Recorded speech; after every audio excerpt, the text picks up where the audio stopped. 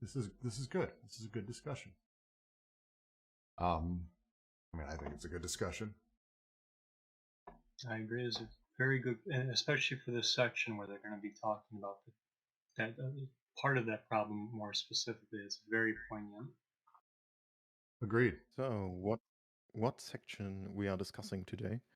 We are continuing, actually, our reading from last week, which was of 3.4. We're on page this PDF, 175. At the bottom, I believe. Or not 5.3, 4.3, what? 3.4. What did I say? God damn it. So psychoanalysis and ethnology? Yeah, Oedipus is a limit, is the paragraph we're on, and we are in the chapter Psychoanalysis and Ethnology, yes. Okay. Because I have the PDF. Strange Bloomsbury edition, so... yes, it's a few pages in. It's a few pages in to that. We'll find it. Yeah, I've shared the page we're on if anyone wants to watch, and I'll go ahead and kick us off a little bit here.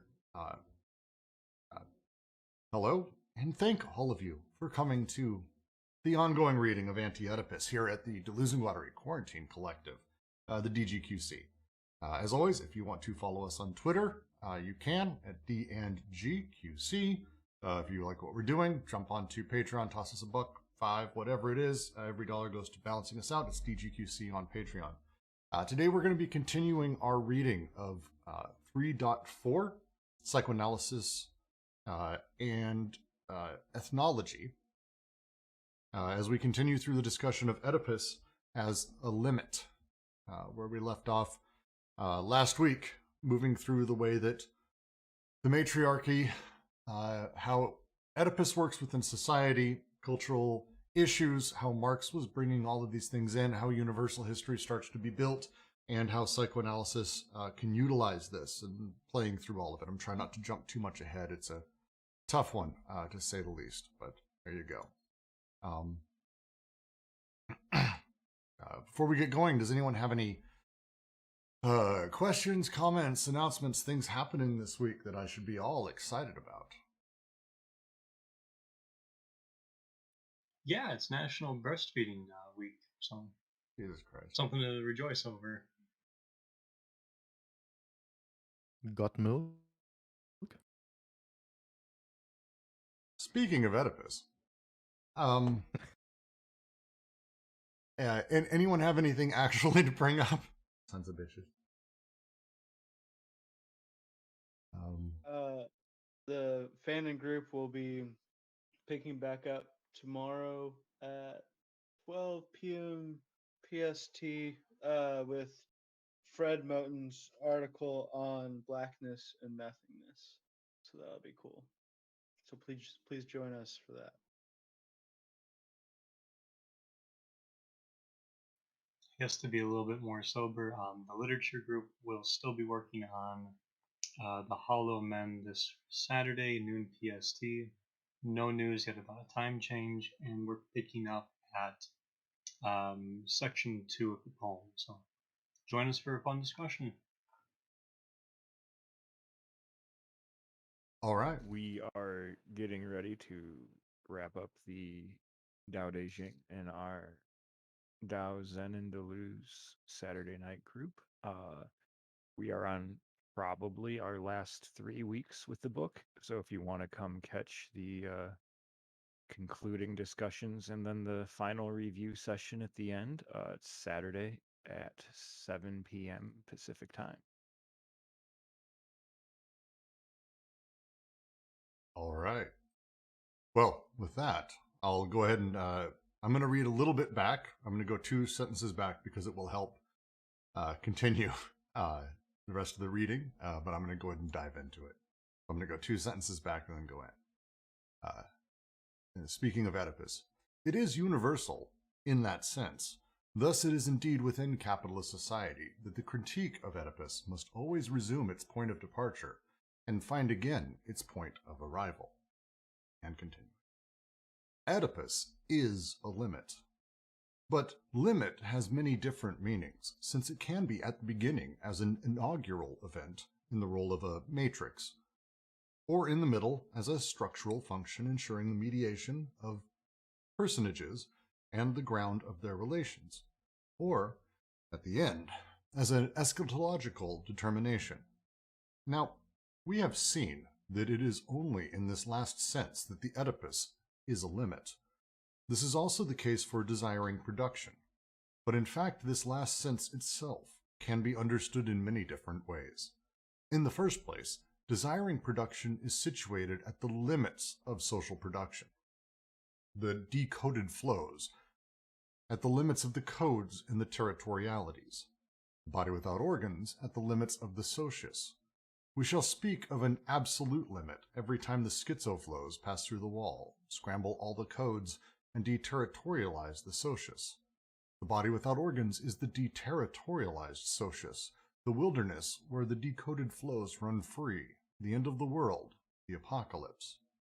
Secondly, however, the relative limit is no more nor less than the capitalist social formation, because the latter engineers, machine, and mobilizes flows that are effectively decoded, but does so by substituting for the codes a quantifying axiomatic that is even more oppressive, with the result that capitalism, in conformity with the movement by which it counteracts its own tendency, is continually drawing near the wall, while at the same time pushing the wall further away.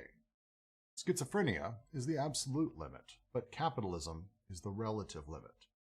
Thirdly, there is no social formation that does not foresee or experience a foreboding of the real form in which the limit threatens to arrive, and which it wards off with all the strength it can command.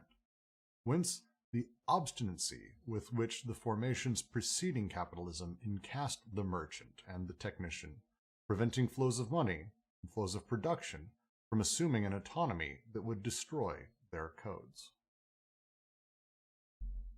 Such is the real limit.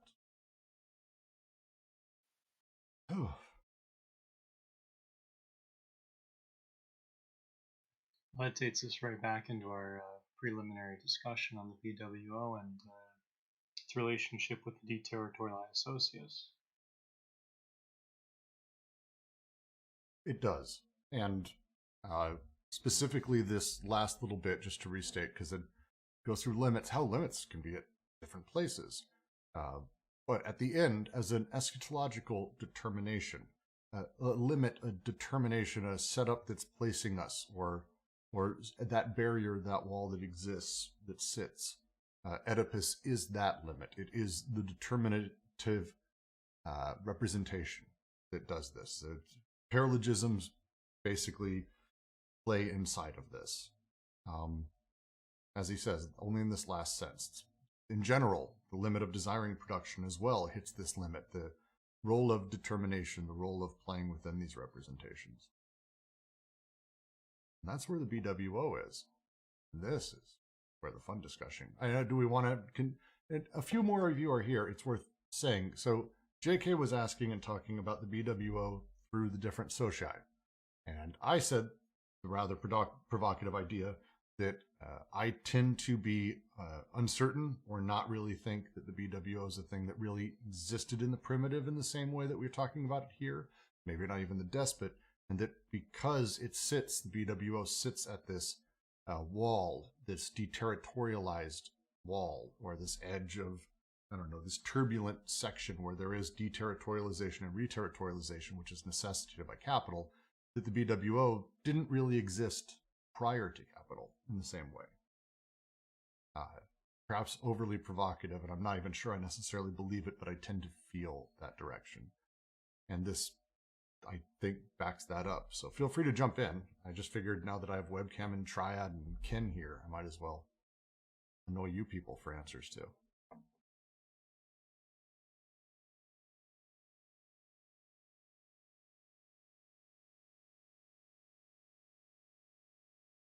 Or no one. That's fine too, as well.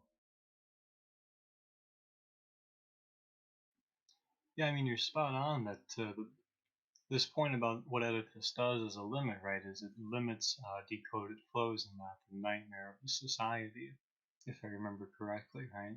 So if the Sodius is if the Socius is concerned with the codification of flows in that, right? It's interesting then that Oedipus as a limit sort of works to keep out decoded flows, or in a sense, perhaps even the body without organs, right? So we've got kind of the BWO as the limit of the Socius, but now we're also seeing a second limit entering, right? And this takes me, I think, of the fifth paralogism here, but now you've also got the limit of Oedipus approaching in relation to that problem.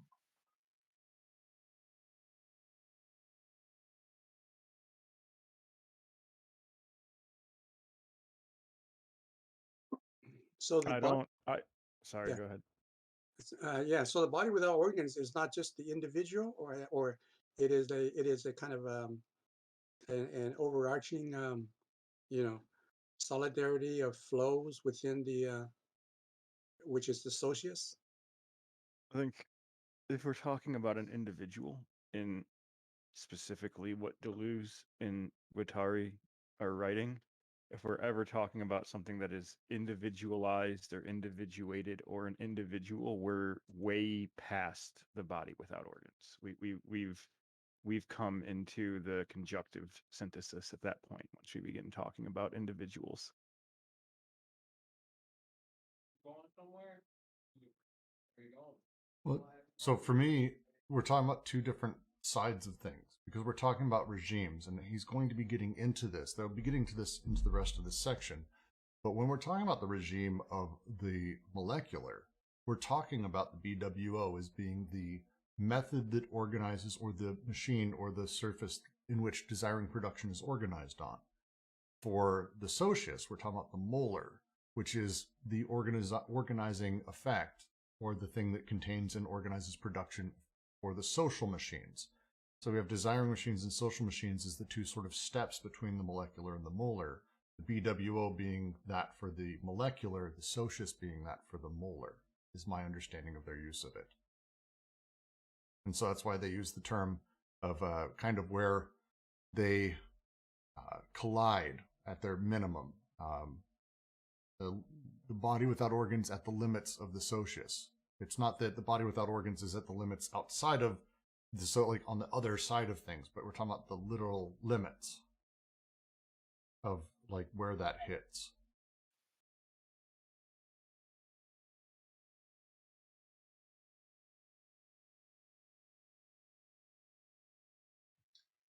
This is particularly poignant because I think we've got three types of limits here that we're going to have to go into, but to that point too, so we see them establishing not only this point about Oedipus and the BWO as limits for the Socius, right, and that relationship, but this is kind of an interesting move, and it sort of sounds like now they're talking about the fourth paralogism and displacement, because when I think of psychoanalysis, I think of working through things, right? That's kind of one of the big developments in their methodology as far as like a practice goes. And Deleuze and Guattari will take that up in terms of the breakthrough and breakdown during chapter 4, right? But right here at the absolute limit that I think Brooks was just pointing at, there's this point about the breakthrough, right? We shall speak of an absolute limit every time the schizo flows pass through the wall, scramble all the codes, and deterritorialize the Socius. The body without organs is the deterritorialized Socius, the wilderness where the decoded flows run free, the end of the world, the apocalypse. Very cute, but there's a very important point there too, because later on in chapter 4, that's going to be this discussion of what it looks like to do the breakthrough, especially in terms of the body without organs, is going to be a major part of the praxis, as far as also establishing a limit into, I think they call it the submolecular. interesting that they use apocalypse here as wording. At least in a very etymological context,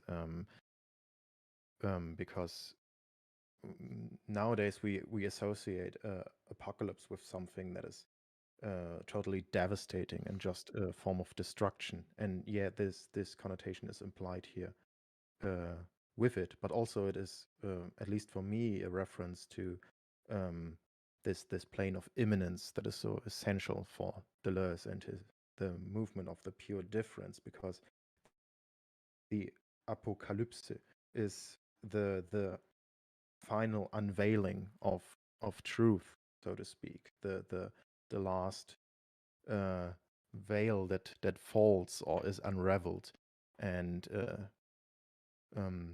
is revealing this absolute revelation, so to speak. So the curtain falls, and every structure in the sense of the socius is destroyed, and just this pure flux of forces, which is the body without organs, is revealed.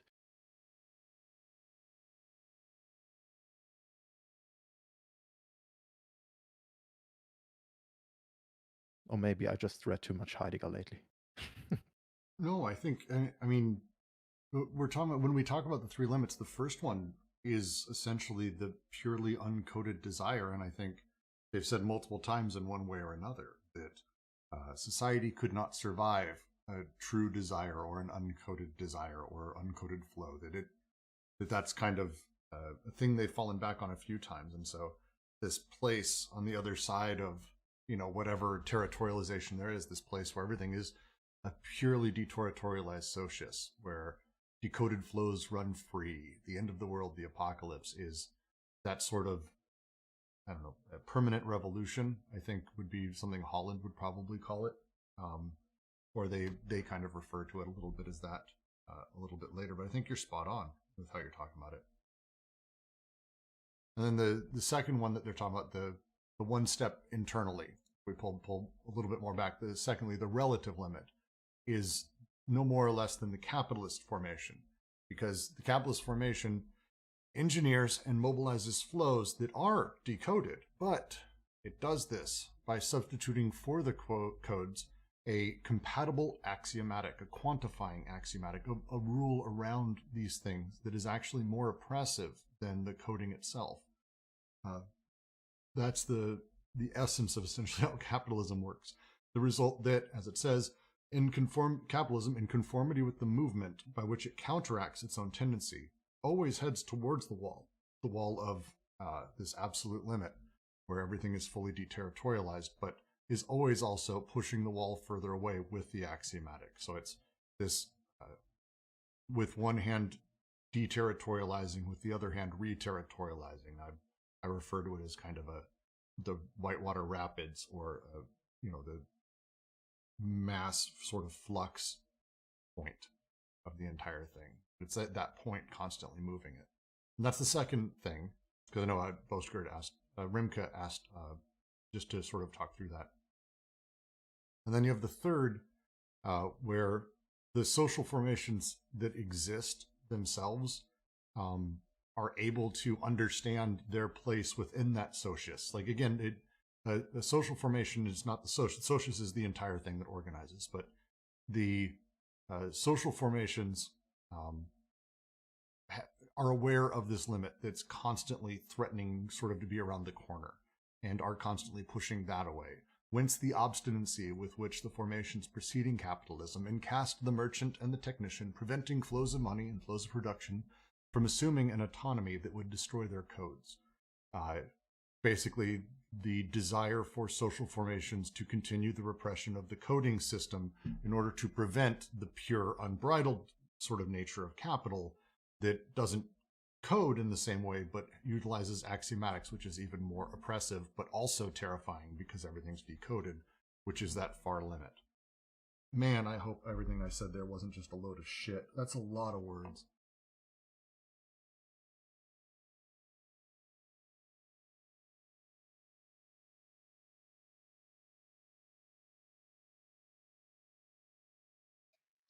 I mean, yeah, the absolute limit, you almost would say it's a point about good sense, right? Because this is, to your point, right? They're talking about how social formations anticipate their own passing away, right?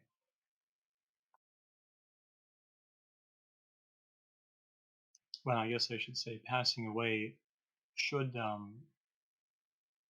flows in that actually gain in autonomy if I follow them correctly. Rimka asks, are there three limits like three concentric circles of borders?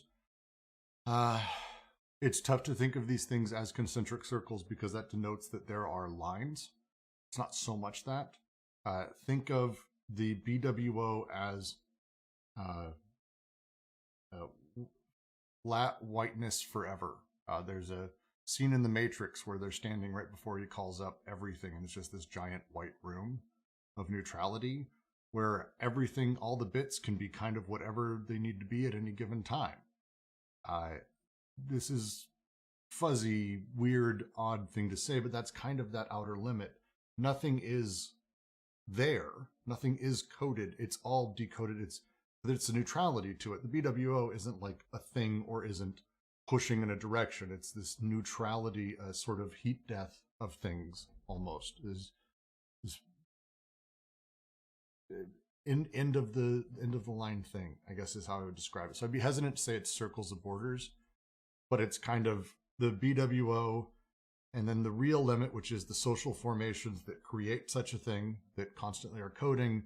And then there's the socius, which has this, in capital specifically, but whatever, has this sort of edge of where the deterritorialization, reterritorialization happens. But out the other side of that is the schizophrenic, who's completely lost to any semblance of social formation whatsoever. That's the sort of three layers. And I do think it's worth us moving to the next paragraph, which gets into the real limit and helps describe it a little bit more. So I'm going to move forward. We'll come back to that. Unless anyone has any last things to say.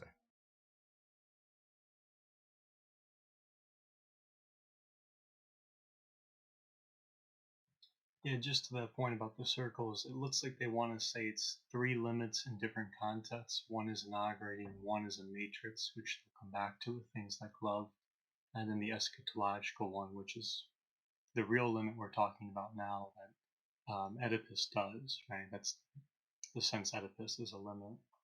So it's those, I think those contexts that help explain it.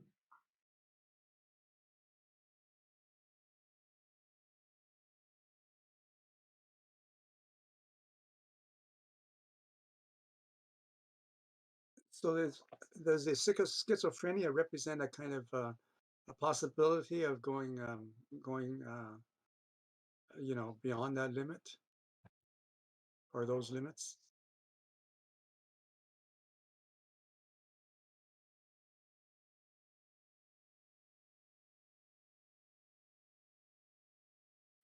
For that, we really need, I think it's 4.1 where they go through the breakthrough, but it's going to be kind of a few things. But I think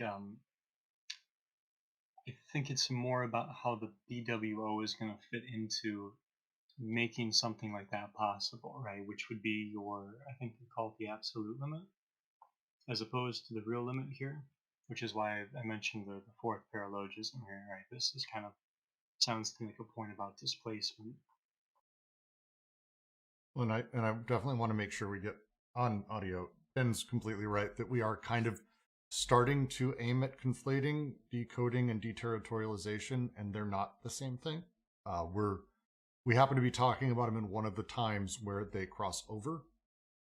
They cross over here in very specifically the outer limit, where all the codes are scrambled and the socius is deterritorialized. This is not a thing they are not the same thing. It's different setups, different things, but it's it's awkward to talk about. But it's a fair point. But I want to read the next paragraph, and we'll continue because I want to get through this at some point. When such societies are confronted with this real limit, repressed from within, but which returns to them from without, They regard this event with melancholy as the sign of their approaching death. For example, the Bohannans describe the Tiv economy, which codes 3 kinds of flows: consumer goods, prestige goods, and women and children. When money supervenes, it can only be coded as an object of prestige, yet merchants use it to lay hold of sectors of consumer goods traditionally held by the women. All the codes vacillate. Doubtless, to begin with money and to finish with money is an operation that cannot be expressed in terms of a code. Seeing the trucks that leave loaded with export goods. Quote, the Tiv elders deplore the situation and know what is happening, but do not know where to place their blame. End quote. A harsh reality. But fourthly, this limit inhibited from the interior was already projected onto a primordial beginning, a mythical matrix, as an imaginary limit. How can this nightmare be imagined? The invasion of the socius by non-coded flows that move like lava? An irrepressible wave of shit, as in the Forb myth, or the intense germinal influx, the this side of incest, as in the Yugurugu myth, which introduces disorder into the world by acting as the representative of desire. Whence, in the fifth and last instance, the importance of the task of displacing the limit, causing it to pass into the interior of the socius, in the middle, between a beyond of it alliance and affiliative this side of, between a representation of alliance and the representative of filiation, as one attempts to tame the dreaded forces of a river by digging an artificial riverbed, or by diverting it into 1,000 shallow little streams. Oedipus is this displaced limit. Yes, Oedipus is universal, but the error lies in having believed in the following alternative.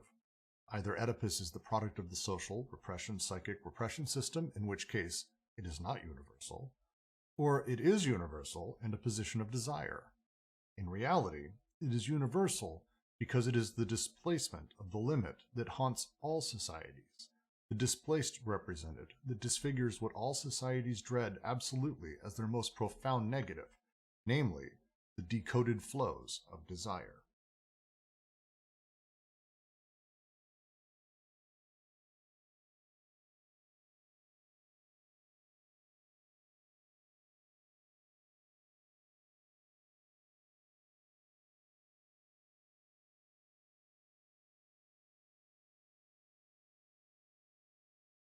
So a lot of stuff happening in chat. I'll just quote Ben. So Shirak asks, are decoded flows and deterritorialization coupled together? It seems like it. I'll just quote Ben. Decoded flows cause deterritorialization and reterritorialization, which cannot be separated except in thought. Body of the earth couldn't be reterritorialized by the despot without being deterritorialized. Yes. So it's when we're talking about decoded flows of desire, we're talking about them being just sort of purely just desire being whatever it is. It ends with this. The thing societies are terrified of is desire itself being decoded. It needs to be coded as money, as women, as things to purchase, as stuff to do. Desire itself is terrifying if we don't do that ultimately, is a lot of what's being talked about here, as I read it. But please, jump in, Ben. Oh wait, your roommate's talking. Jack, anyone, jump in. And this aspect is pretty interesting, or this passage, because they are talking now about this real limit as something that is repressed from within, but which returns them from without, returns to them from without. So we have this real limit that is repressed from within. So it is inherently or imminently in every system or in every society, always built in, or maybe even constitutive for it. And this reminds me a bit of something like the concepts of difference, or as Steinweg's metaphysics of nothingness, that there is this what we call substance, or the absolute is inherently just nothingness on which we build on. And so in the next step, we have then this imaginary limit that is something like a replacement of this real limit, like the real, I guess, with a hint to Lacan, is something that cannot be symbolically represented or is irreducible in this sense to every form of signification. But we at least try it with some sort of imaginary limit. So with apocalyptic mythology, with catastrophes, uh, like uh, um, like this impressible wave of shit.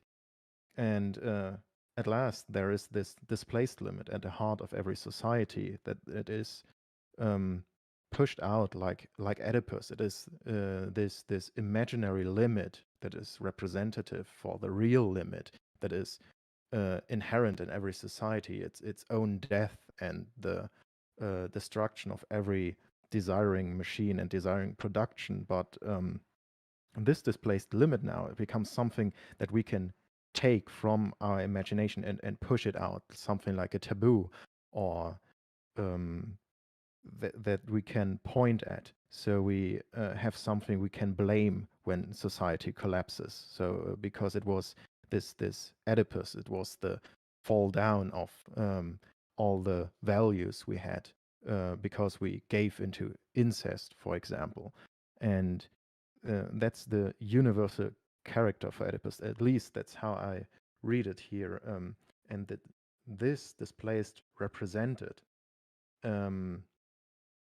is inherently within every, or as they call it here, that disfigures what all societies dread absolutely as their most profound negative, namely the decoded flows of desire, so that they are not merely pointing to something and have this production of some sort of sense of structure to it, of the social process, but that this constant moving and coding in society is merely a dance above the abyss. So and we try to push this back by banishing these taboos, like in the form of Oedipus.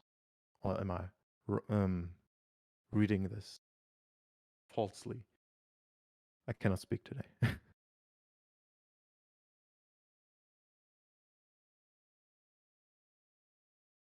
I don't think falsely, and I'll let everyone else respond because I thought that was just great.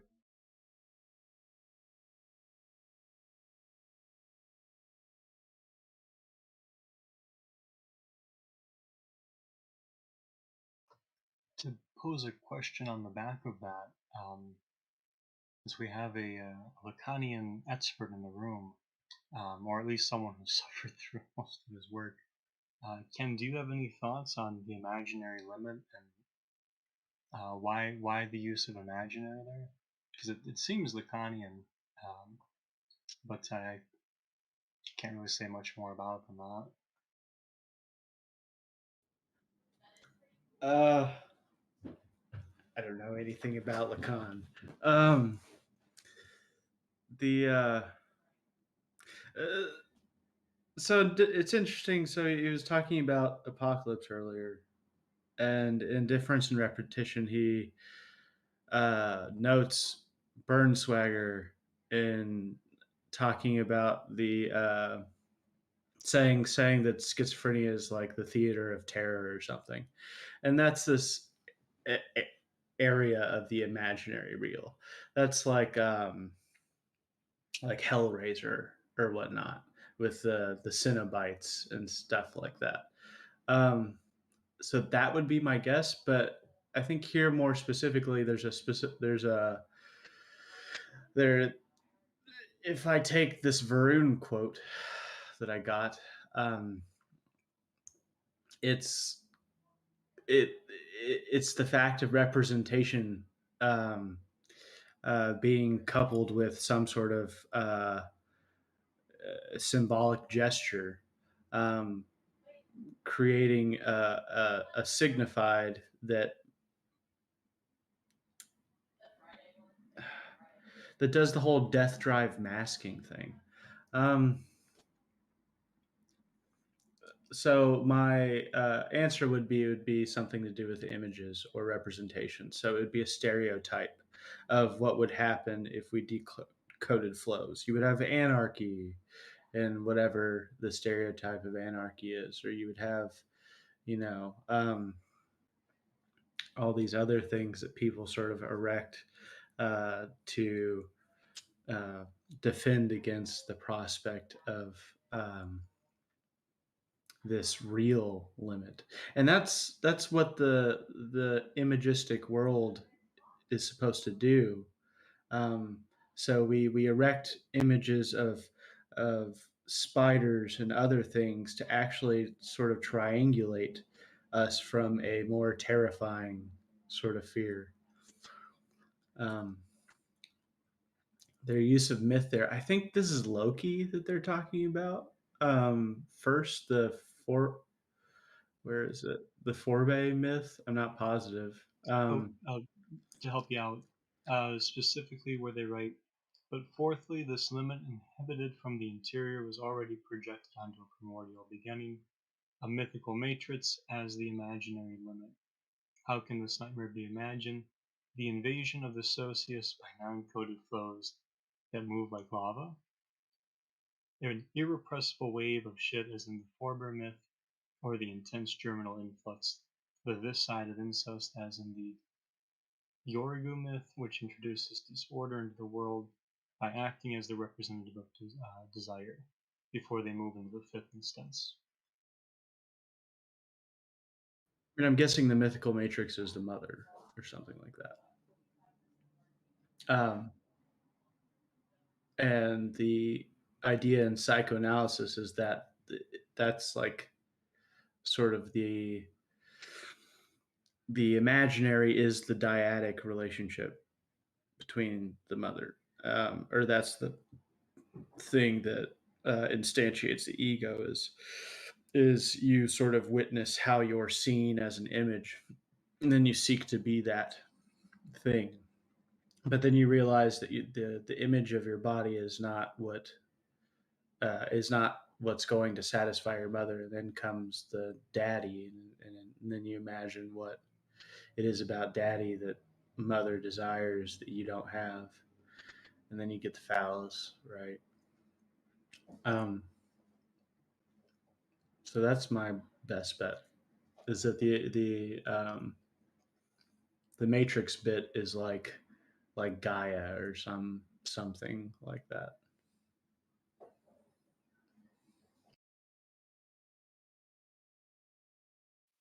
You know, germinal flows, some sort of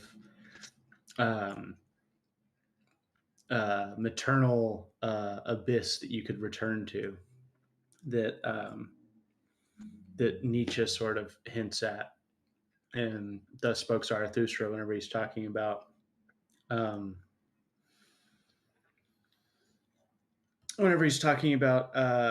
witnessing his most terrible thought or something, and he's asking it to come, and then and then it comes and you don't quite know what it is, but he's like, oh God, oh ha, let go, and then it knocks him out for like 2 weeks or something like that. And I think that's a good example of this real limit, but it's not, incest is just the signifier, is just the repressive representation. It's more about these germinal flows for them, I suppose. But it's a twofold problem. It's not just the signifier incest. It's also like then you get the displaced represented, right? And that's this imaginary thing. That's this meaning behind what incest is or whatever. So, like we've talked before, the whole the signifier of sex is given to a child and they have to make something of it. That there's that second move of what sex means that traps desire, right? And so I think that's what's going on here. But that's the signified, and that would be the imaginary, I guess. Yeah, I think to move toward maybe like something of a a grounding on this one. It sounds like what's happening here is with the limit moving internal on that, the way things are being coded, so that you've got this mythical matrix, right? The images that are becoming possible and are being rendered, right? So your point about the abyss becomes something like a womb, right, or something like that. That point about this use of the imaginary, I think, suggests then that with the displacement, so that which has been displaced is now being imagined, I think, in terms of the Oedipal, right, with the Oedipal as the limit of the displaced.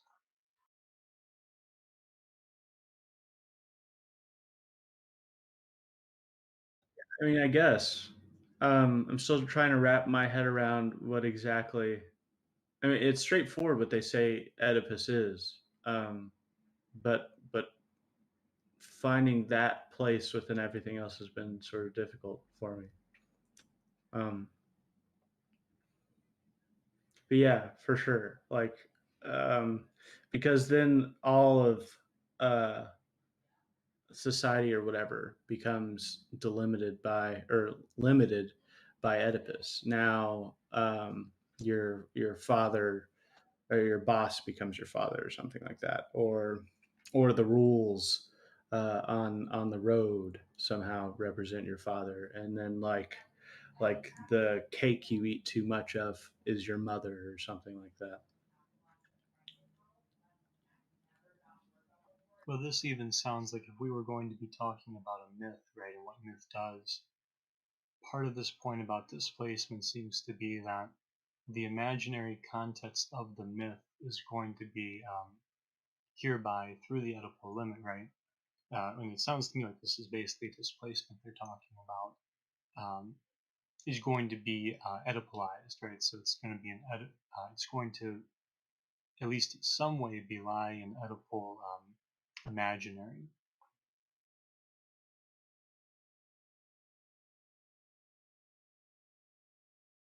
Because that would then, I think, displace the decoded flows, right? Because the examples they're pointing to are like the germinal influx, right?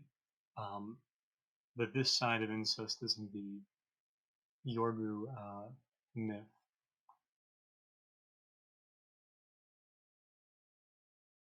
I actually don't know what the Yorbu myth is. I don't either, but I remember this point about the germinal influx as I think it's the repressing representative. It's the second part of the three steps. I don't remember the terms very well, unfortunately, but it's the second one in that. So I know what they're pointing at in terms of representation in that. I mean, what's funny is that like this imaginary displaced limit is sort of in Oedipus itself, uh, like the image of incest, and then him cutting out his eyes, right? And that's that limit. It's just an interesting way to say it. The image of incest.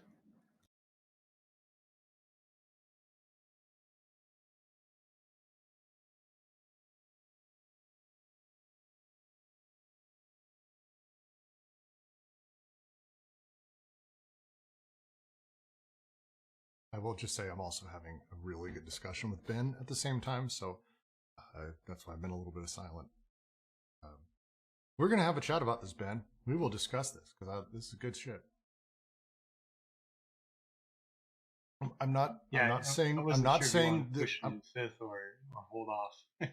I'm at no point, Ben, and am I saying that there was no BWO ever and that this is some new thing. Like that, it's also not what they say. Like that as a thing, the methodology of how the unconscious works is not new. This isn't like something that formed later and primitive people had an undeveloped unconscious. This is not the argument that they're making, I believe, or the one I'm making. So we'll get back to it. Anyway, we should get to the fifth. Do you want to jump into that, Jack? Yeah, I mean, I spent last weekend clawing my eyes out after incest, but I will give it a shot. Um, so, whence in the fifth and last instance the importance of the task of displacing the limit, just as immediately following what Ken and I were discussing in terms of the imaginary limit, causing it to pass into the interior of the socius, i.e., the limit, which is in the middle between a beyond of alliance and affiliative this side of. Between a representation of alliance and the representative affiliation, as one attempts to tame the dreaded forces of a river by taking an artificial riverbed or by diverting it into 1,000 shallow little streams. Oedipus is this displaced limit. Yes, Oedipus is universal, but the error lies in having believed in the following alternative. Either Oedipus is the product of the social repression, psychic repression system, in which case it is not universal, or it is a universal and a position of desire. In reality, it is universal because it is the displacement of the limit that haunts all societies, the displaced represented, that disfigures what all societies dread absolutely as their most profound negative, namely the decoded flows of desire. So to kind of kick this off, if we move this into the fifth paralogism, right, basically like a bad ontogenesis of Oedipus, right, where Oedipus is explains itself as point of arrival and departure, right? It takes itself as the end, and then it's because it's the end, it's kind of also the beginning, right? So in that sense, a point about the universal, but also perhaps totality or maybe even a structure there. So in that sense, what that functions as, it seems to be here, is going to be as a displaced limit. And that might be worth opening up. What do you guys think about the use of displaced limit here?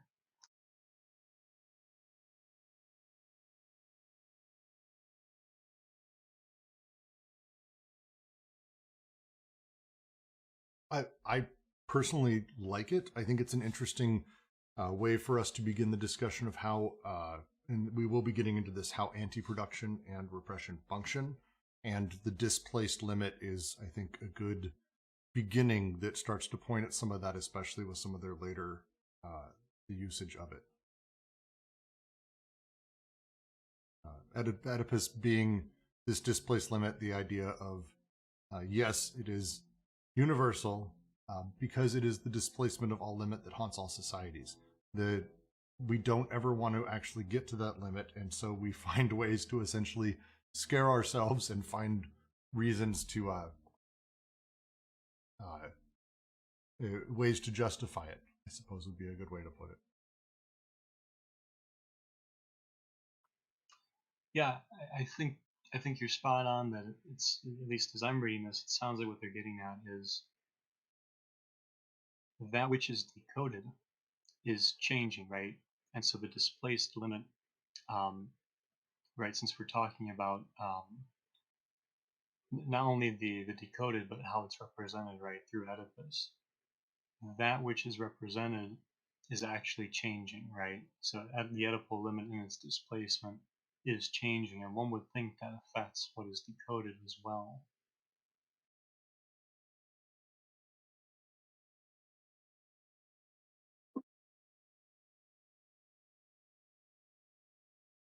Anyone? I wanted to ask, does that mean that this idea of Oedipus being universal means that all societies that rely on this triangular familial structure, like filial piety, is a kind of is this kind of limit that that societies fear the displacement of?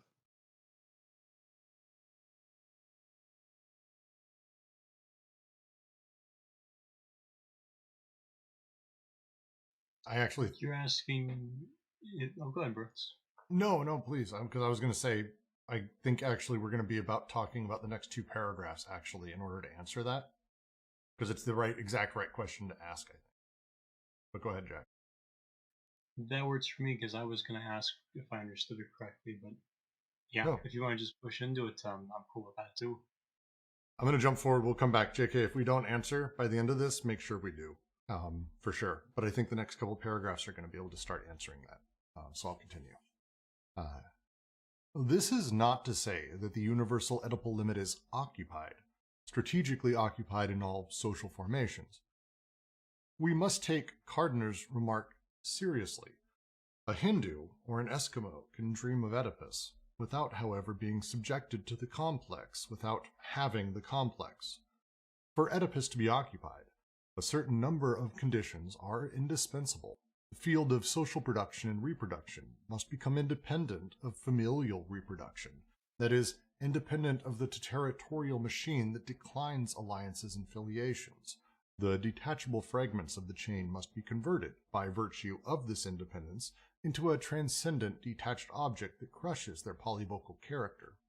The detached object, phallus, must perform a kind of folding operation, a kind of application or reduction.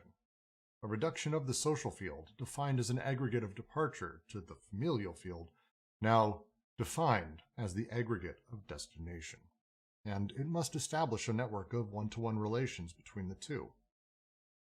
For Oedipus to be occupied, it is not enough that it be a limit or a displaced represented in the system of representation. It must migrate to the heart of this system and itself come to occupy the position of the representative of desire. These conditions, inseparable from the paralogisms of the unconscious, are realized in the capitalist formation. Furthermore, they imply certain archaisms borrowed from the imperial barbarian formations. 1 second, I'm going to sneeze.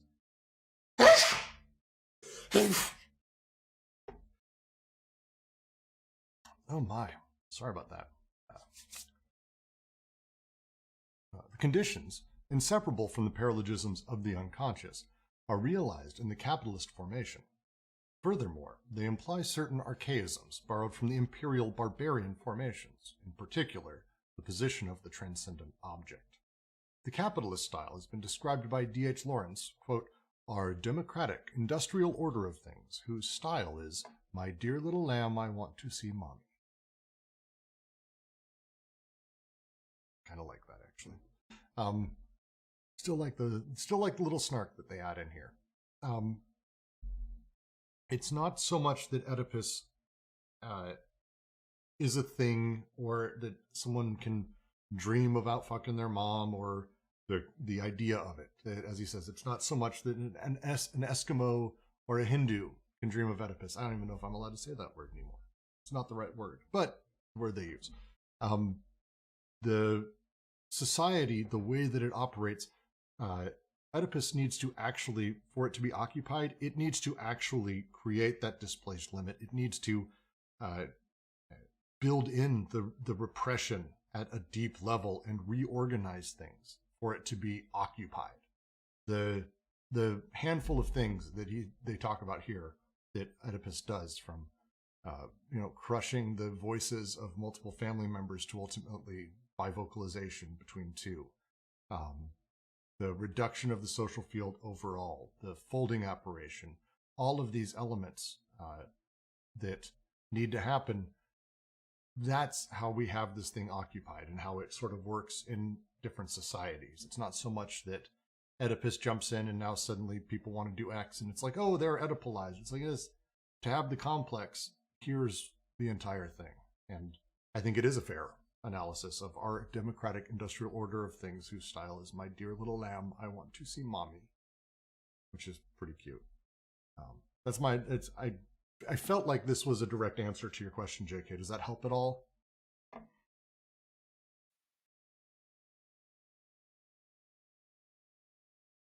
Yeah, thanks. I think, yeah.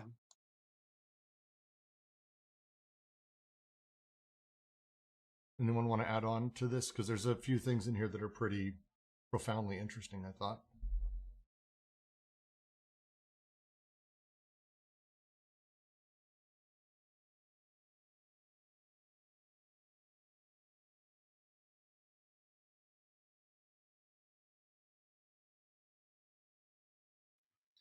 Yeah, I'll tack on to that. It's sort of a gear switching thing, right? The way Oedipus changes positions in the role of those three elements of representation, right? And so here in the primitive, Oedipus isn't where it doesn't occupy the position it does in capitalism, right? Or more so with the capital socios. The other thing is, I think really critical here is they're working through the five paralogisms, right? To look at how Oedipus plays into that and how the capitalist socius in relation to those five paralogisms, um, how Oedipus will function in that society to perform that kind of repression on that.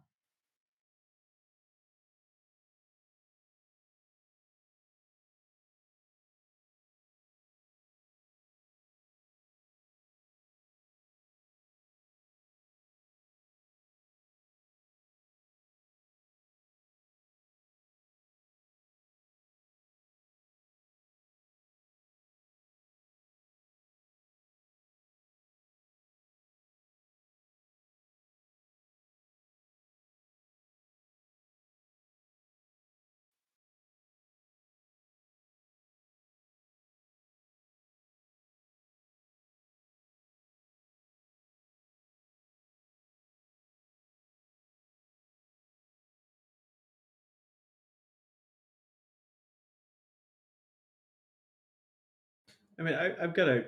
How does the territorial machine decline alliances and affiliations?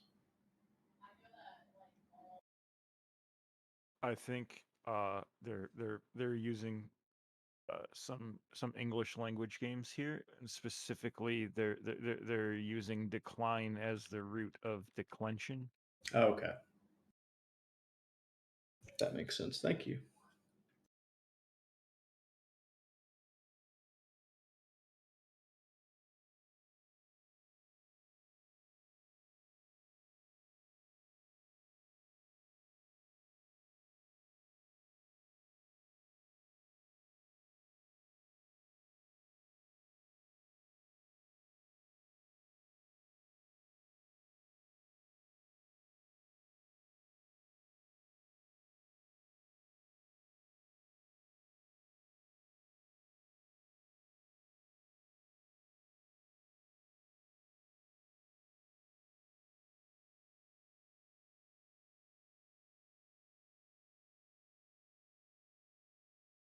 All right. Move to the next paragraph.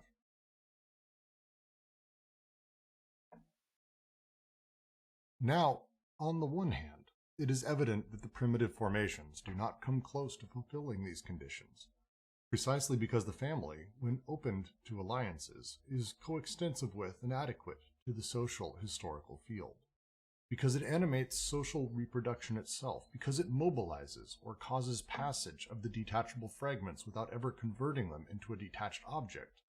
No reduction whatever, no application is possible that would answer to the formula 3 plus 1, the four corners of the field folded into three like a tablecloth, plus a transcendent term that performs the folding operation. Quote, speaking, dancing, exchanging, and allowing to flow, and even urinating in the midst of the community of men, quote, as Perrin himself puts it, to express the fluidity of the flows and the primitive codes.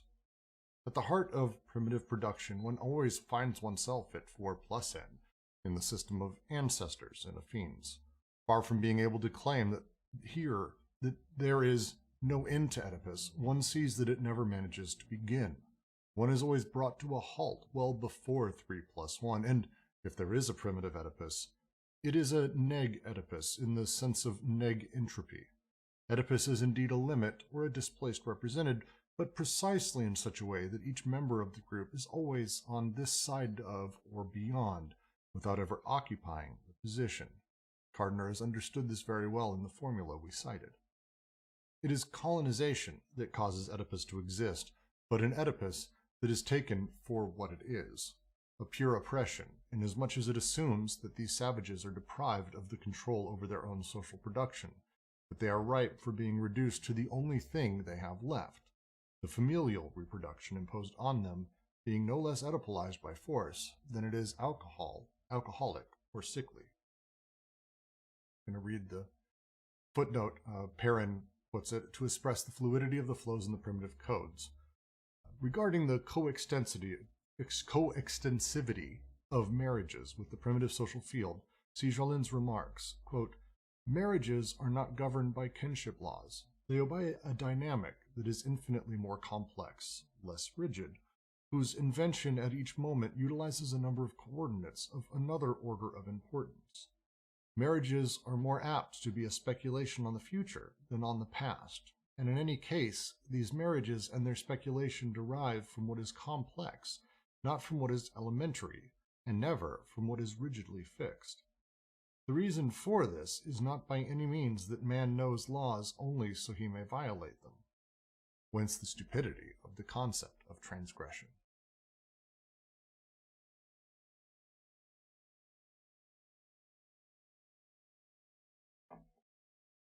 Last time we did this reading, this paragraph, we spent an hour on. Just mentioning. I went back and listened to a little bit, and I'm not sure we made necessarily good headway with it. We ended up doing a review session that was essentially focused almost solely on this paragraph as well. Yeah, Doug was here to explain neg entropy. Roger came in a little bit late, but was able to do that. This is not an easy set, and I'm not even sure I can actually help here, so maybe want to break it down bit by bit.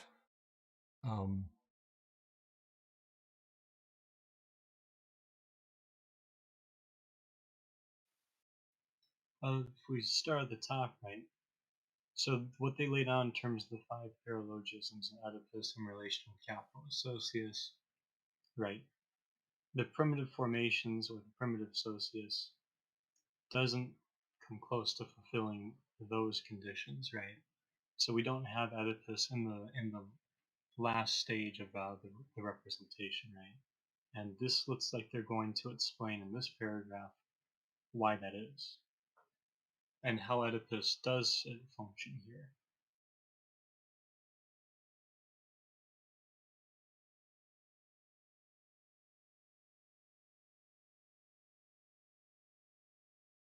And that the way that society is organized in the primitive, which is the earth socius, where things are done for the earth, their organization doesn't allow it. The 3+1, the +1 is the thing that I think they're really attaching to here. Does anyone have the ability to dive into that? Because again, I'm going to start rambling. Nobody wants that really, because the 3+1, the 4 corners of the field folded into 3 like a tablecloth, plus the transcendent term that performs the folding operation. So before it, I've been getting the hints that they're talking about the primordially repressed, and whenever you guys were saying how before what they were talking about had something to do with anti-production, that sort of reminded me of how Freud suggests that this that there's some sort of anti-investment from the preconscious in the primordially repressed that keeps it from going up that limit. But here, like last time, I guess this 3+1 is supposed to be the phallus, and it does sort of have this folding operation. It's a meaningless signifier. It's a signifier without a signified, and it is always already a repetition. And in that way, it's able to hold together a chain of signification. And there's lots of examples of this. Anytime you say something so many times, it's essentially meaningless, but at the same time, it is the very thing that has some sort of purpose of group cohesion. That's sort of this function of the phallus. So freedom sort of does that. Democracy sort of does that. In Blue Velvet, the antagonist in that the antagonistic character who he says like fuck a million times. That's like an Frank. example. Yeah, Frank. Yeah, he says fuck so many times that it can mean absolutely anything. It's totally meaningless, but at the same time, it's sort of the thing that solidifies his position in his group, so to speak. So I think that's what's going on with this 3+1 thing and this folding thing. Dancing, exchanging, and allowing the flow, and even urinating in the midst of community of men. Yeah, like a lion walks around and urinates and marks his territory, I guess, is that point. I don't know, maybe I could be wrong. But this next part, this 4+N, I was hoping someone could go into a little bit more before I try to say more.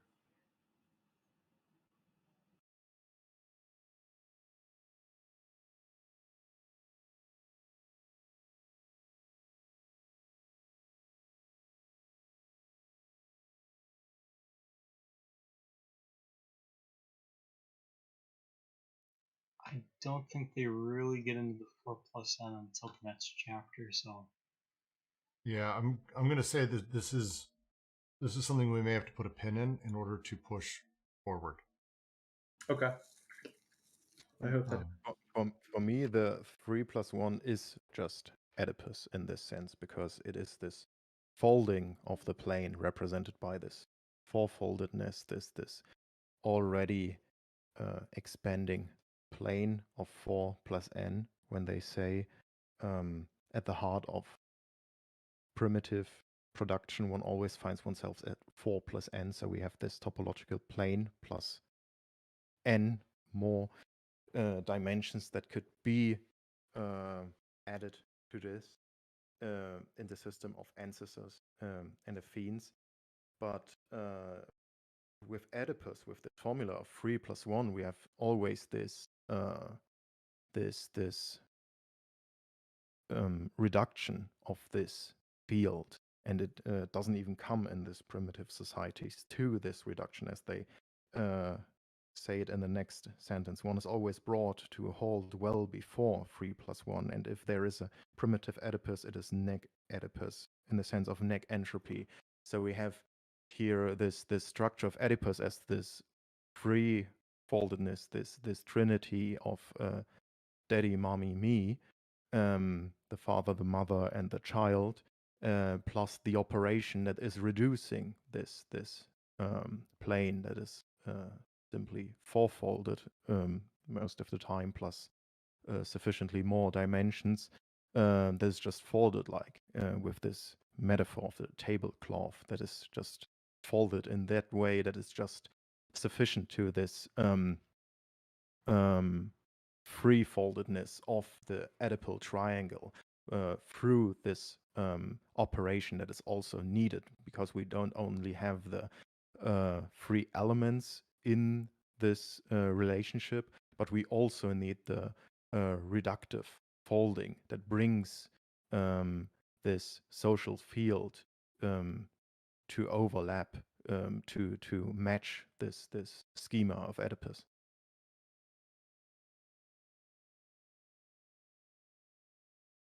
And I think that's probably how I think I grasp it too. That the 3+1 is a demand that everything becomes either one of those elements. It's always everything being folded in. Whereas 4+N, and that's the part that confuses me, is that the N or the 1, because it's written like an equation almost, it feels like those are, it's not. The 4+N is the relations that I have in my sort of immediate family. However, there's a lot of other components to it. The plus N, the as they say, the complex network of affines and ancestors that are added to any familial unit I might have, is where it starts. And that's why Oedipus doesn't, because Oedipus needs to get me to 3+1, and it's just not possible. Neg entropy is a difficult term to grasp here, and it's the idea of essentially an ability to get to normality, or how to put it. Yeah, no, it's a towards normality, towards the push towards that. It's a term that's used inside of therapy. It's a term that's used inside of mathematics and physics primarily, is actually where it came from. And it's the difference in entropy between distribution with the same mean and variance is kind of the very short, confusing physics way to do it. But it's a conversation around the distance to normality, the distance to that. That is what neg entropy is. And it's not the easiest setup.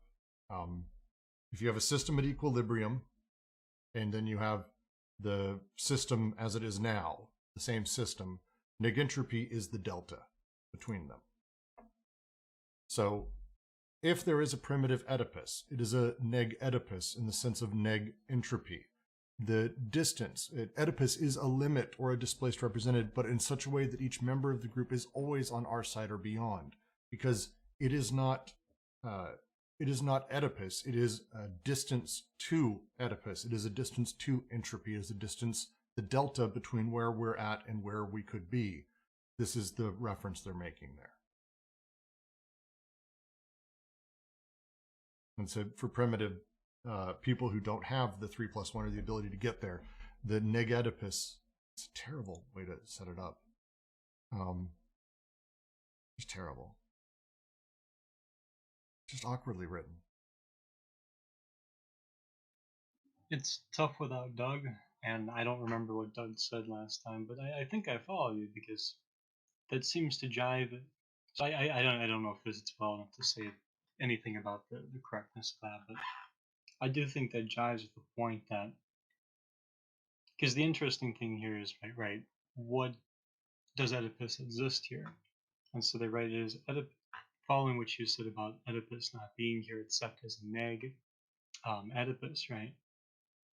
If it is colonization that causes Oedipus to exist, but an Oedipus that is taken for what it is, a pure oppression.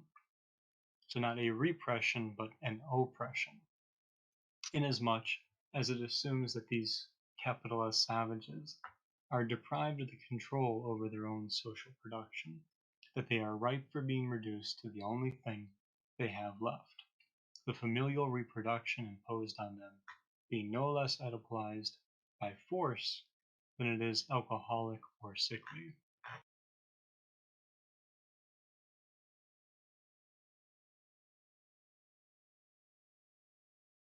So to your point about systems changing, right? This is a changing of the primitive and the capital socius, right, or socii, and the way that we're moving.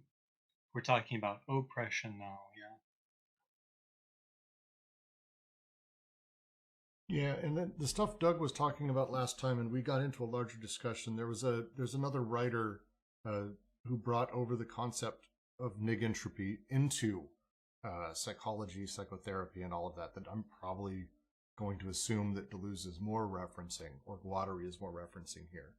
But the idea of neg entropy in that, again, that if we're talking about the delta or the movement there, we're talking about kind of almost free energy, free that it's able to be utilized kind of without impasse or break. And that's kind of the way that it was originally talked about inside of the psychological community.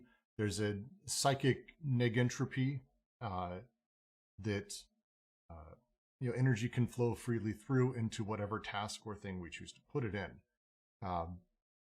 It's like being focused or in flow, which is a more recent sort of use of that.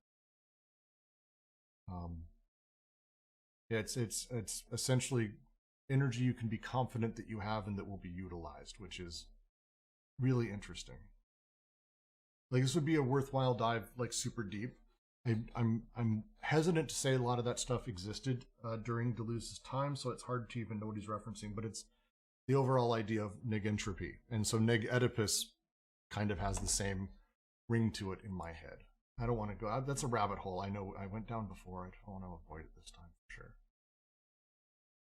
I'm going to read the next paragraph. I think like a really good way to think about neg entropy, especially as it's been kind of redefined is the order of a closed system versus its surroundings. So think about like an old building or like an old castle or whatever, where most of it's going to be run down, but maybe like part of the keep will still be in a much better condition because it was kept up for longer than when the castle started to be let go. So there's like an amount of neg entropy in that system.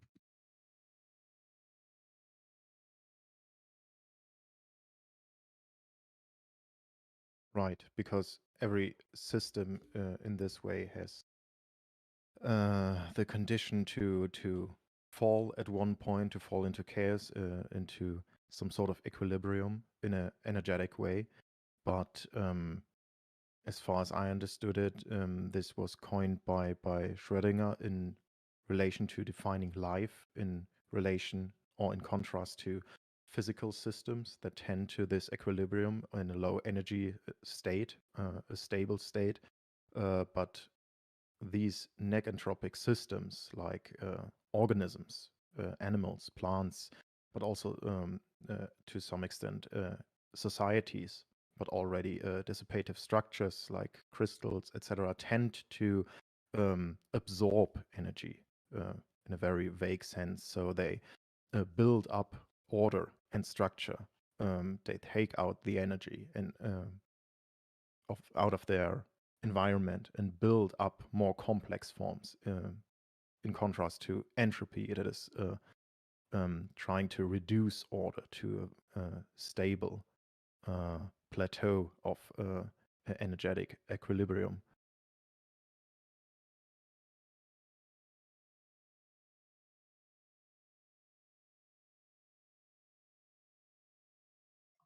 So are you suggesting it's a trap?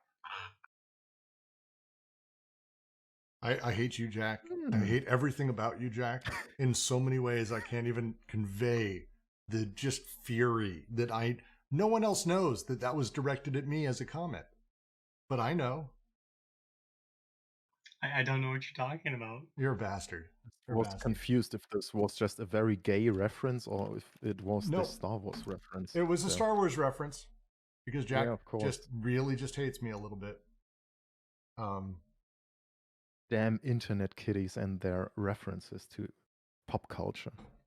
Yeah. I'm now gonna just read.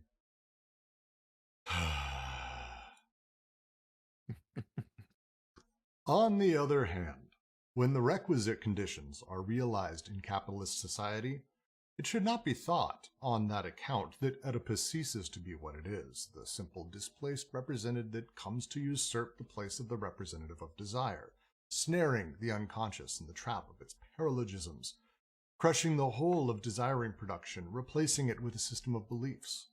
Oedipus is never a cause. It depends on a previous social investment of a certain type, capable of falling back on family determinations. It will be objected that such a principle is perhaps valid for the adult, but surely not for the child. But in effect, Oedipus begins in the mind of the father, and the beginning is not absolute.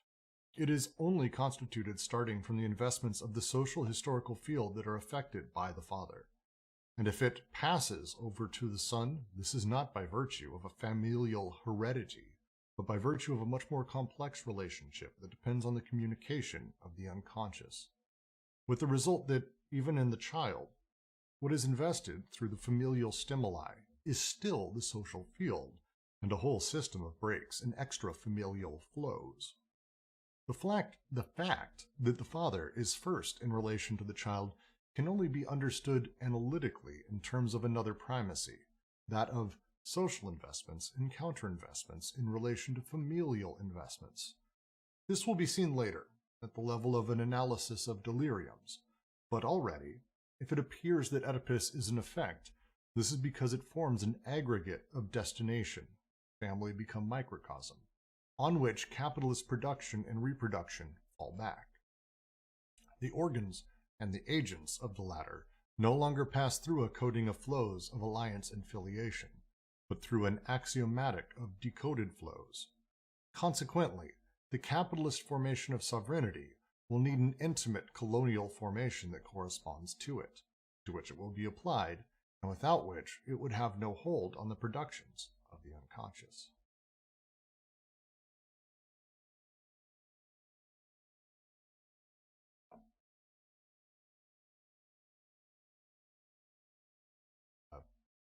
Actually, don't have a lot to add to this one. I really like this because it points directly at one of the challenges they mentioned early on, and that I think a lot of people laugh and giggle about. Maybe I do.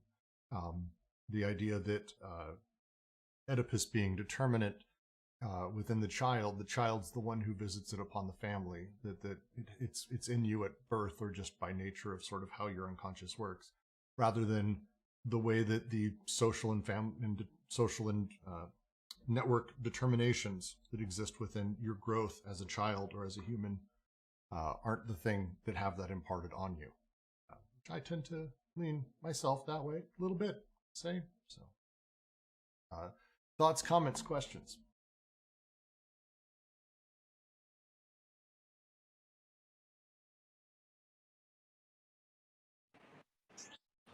I don't really have much to add, but I've been like looking into some more value form theory stuff, and I'm just I'm curious about like there seems to be like sort of a connection between, I guess, this like social whole as like abstract totality in a certain sense, like the value, abstract labor, and like the way this comes to fall back on like production. I guess I feel like it's so much more complex in like what they're doing, but like their section specifically on the capitalist machine is not long enough. Sorry, it's a fascinating paragraph how it sort of sets up that for later. It does actually.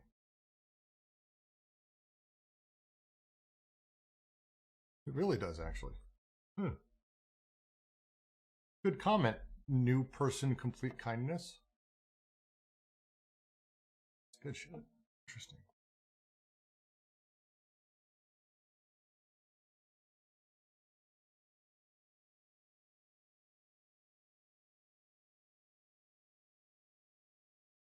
All right, I'll continue the next paragraph. Given these conditions, what is there to say about the relationship between ethnology and psychoanalysis? Must we be content with an uncertain parallelism where each contemplates the other with perplexity, placing in opposition two irreducible sectors of symbolism? A social sector of symbols and a sexual sector that would constitute a kind of universal, private universal, a kind of individual universal?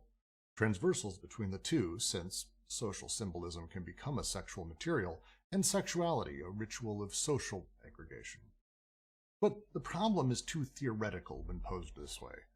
Practically speaking, the psychoanalyst often claims to explain to the ethnologist the meaning of the symbol. It means phallus, castration, Oedipus. But the ethnologist asks other questions and sincerely asks himself, of what use can psychoanalytic interpretations be to me? Hence the duality is displaced.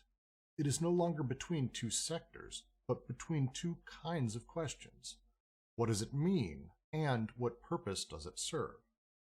Of what use is it not only to the ethnologist, but what purpose does it serve, and how does it work in the very formation that makes use of the symbol? Whatever may be the meaning of the thing, it is not certain that the thing serves any useful purpose whatever. It is possible, for example, that Oedipus serves no useful purpose, either for psychoanalysts or for the unconscious. And to what use could the phallus be put, since it is inseparable from the castration that deprives us of its use? Of course, we are told not to confuse the signified with the signifier. But does the signifier take us beyond the question, what does it mean? Is it anything other than this same question, only this time barred? This is still the domain of representation. Read the footnote. Roger Bastide has systematically developed the theory of two symbolic sectors in sociology and psychoanalysis. I'm going to try the French, sorry. But starting from a viewpoint that is analogous at first, E.R. Leach is led to displace the duality, causing it to pass between the question of meaning and that of use, thereby changing the scope of the problem. See, magical hair. We'll get into, actually, at some point.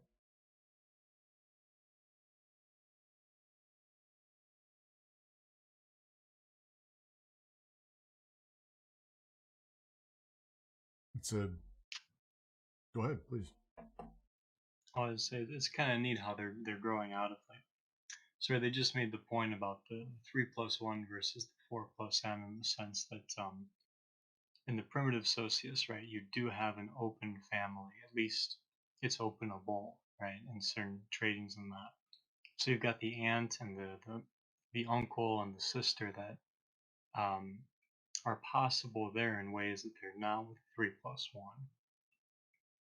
And so it's interesting to see them pushing that further now, having brought up colonialism, and colonization, and now they're moving into this question of the parallel between, I guess, is it enough to be content with an uncertain parallelism where each contemplates the other with perplexity placed in opposition to irreducible sectors of symbolism? So it's cool to see them pushing that even further now.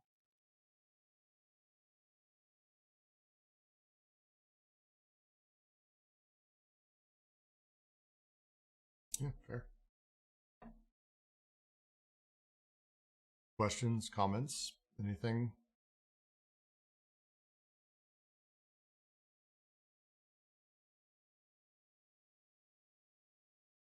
It's cool. Easy enough. I will continue. The true misunderstandings, the misunderstandings between ethnologists, or Hellenists, and psychoanalysts, do not come from a faulty knowledge or recognition of the unconscious, of sexuality, of the phallic nature of symbolism. In theory, everyone could reach an agreement on this point. Everything is sexual or sex-influenced from one end to the other. Everyone knows this, beginning with the users. Practical misunderstandings come rather from the profound difference between the two sorts of questions. Without always formulating it clearly, the ethnologists and the Hellenists think that a symbol is not denned by what it means, by what it does, and by what is done with it. It always means the phallus or something similar, except that what it means does not tell what purpose it serves. In a word, there is no ethnological interpretation for the simple reason that there is no ethnographic material. There are only uses and functions. On this point, it could be that psychoanalysts have much to learn from ethnologists about the unimportance of what does it mean? When Hellenists place themselves in opposition to the Freudian Oedipus, it should not be thought that they put forward other interpretations to replace the psychoanalytic interpretation. It could be that ethnologists and Hellenists will compel psychoanalysts for their part to make a similar discovery, namely, that there is no unconscious material either, nor is there a psychoanalytic interpretation, but only uses, analytic uses of the syntheses of the unconscious, which do not allow themselves to be defined by an assignment of a signifier any more than by the determination of the signifieds. How it works is the sole question. Schizoanalysis forgoes all interpretation because it forgoes discovering an unconscious material. The unconscious does not mean anything. On the other hand, the unconscious constructs machines, which are machines of desire, whose use and functioning schizoanalysis discovers in their immanent relationship with social machines. The unconscious does not speak, it engineers. It is not expressive or representative, but productive.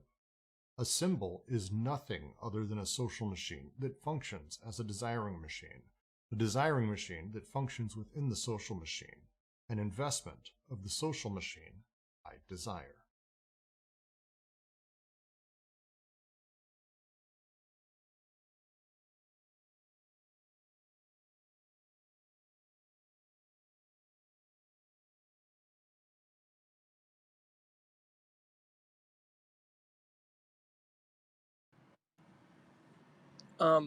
I was watching last night Ray Brassier's lecture from the New School on Marx, and he was going over Feuerbach's like sort of like alienation of the like how it's like this like how like religion is like this externalization of like our own sort of like uh, cognitive capabilities, our own like consciousness, and it's like in this way that like I guess that I especially like the last part, like the investment of the social machine by desire, like these sort of like construction of like a totality, I guess, that seems to be transcendent, but is like really like reverses the relationship of like transcendence and immanence, and that it's like produced by, you know, the socius, I guess, imminently. I don't know. That just sort of, in a sense, maybe that's not the best or that useful of a comment, but.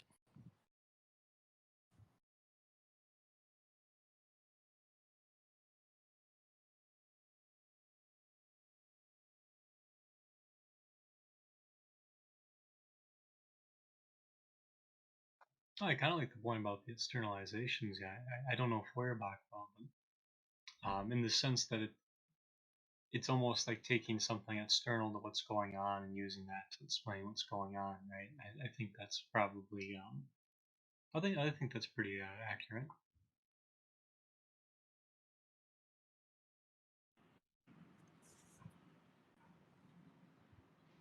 I think so too. I don't know enough. I really would love to respond. Is there a way you can link the Brassier lecture so we can? Because now I'm dying to have this conversation later. Yeah, I'll look it up right now and I'll put it in the live chat. Thank you so much. That's great. This paragraph, to kind of try to just walk through it quickly so we can maybe move on a little bit, is driving home this idea about how their view of the unconscious, psychoanalysts, all of these people, how the just actual activities of these different varied experts pushes towards the idea of schizoanalysis, towards this machinic unconscious instead of an unconscious based on symbols or other elements like that. Thank you for the note, kindness. We'll watch that later.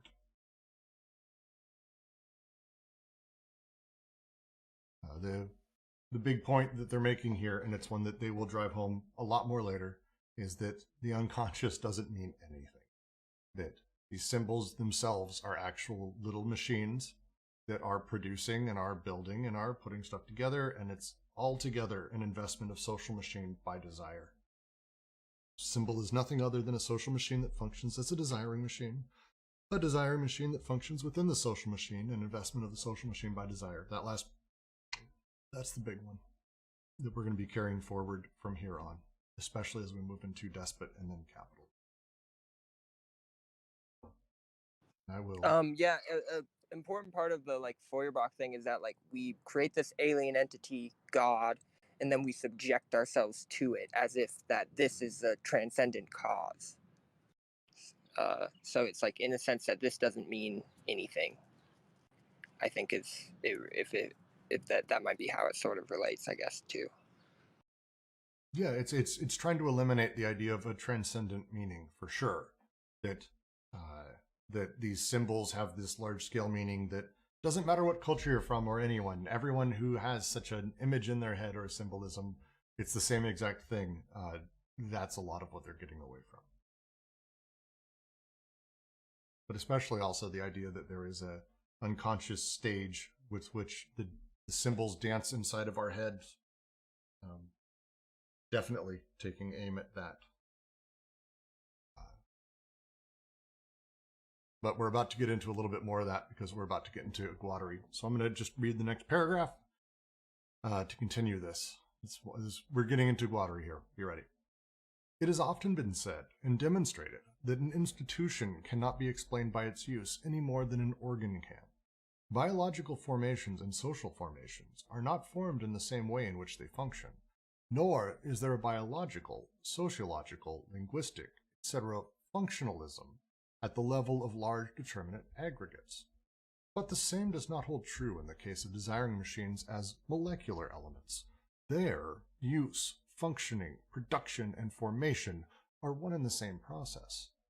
And it is this synthesis of desire that, under certain determinate conditions, explains the molar aggregates with their specific use in a biological, social, or linguistic field. This is because the large molar machines presuppose pre-established connections that are not explained by their functioning, since the latter results from them. Only desiring machines produce connections according to which they function, and function by improvising and forming the connections. A molar functionalism is therefore a functionalism that did not go far enough, that did not reach those regions where desire engineers, independently of the macroscopic nature of what it is engineering.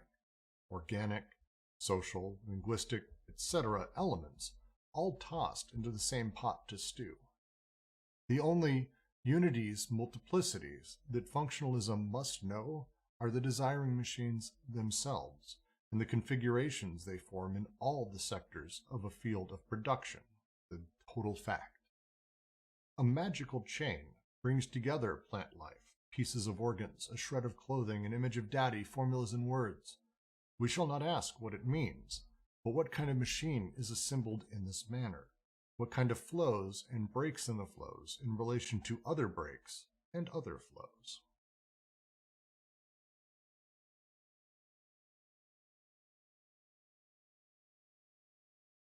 Really well written. Anyone having questions or comments on this? This is a kind of big one.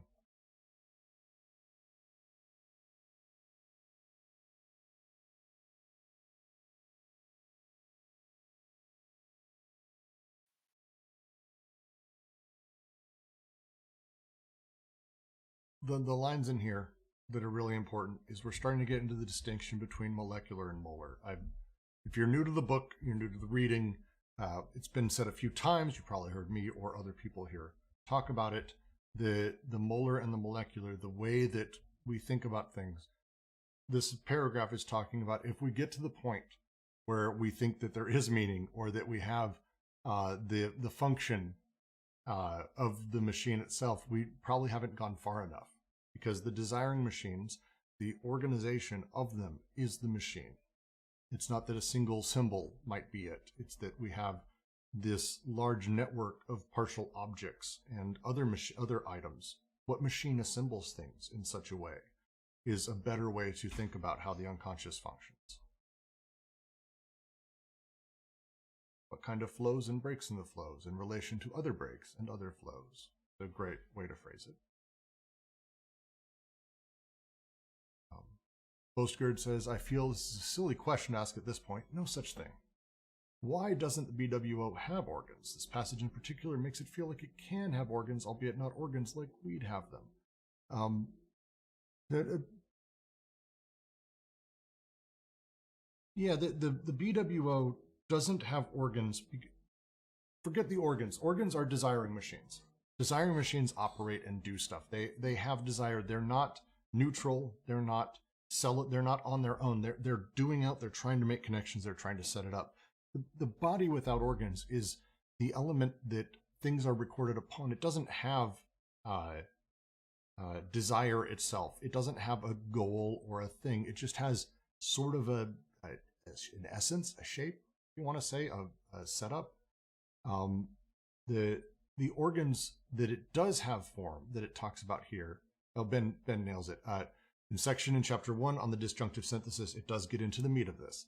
The BWO has organs that form on its surface, but it doesn't have its own organs or organization. It hates and resists being organized. And I think there is supposed to be a dash in there, even though I think it's supposed to be clever and a good comment. Like organized as well as organized, literally, like having it set up where this is the way you're supposed to be. It resists both, I think, actually. But it's a great comment, Ben. I think that's spot on. If you wanted to add to it, go for it.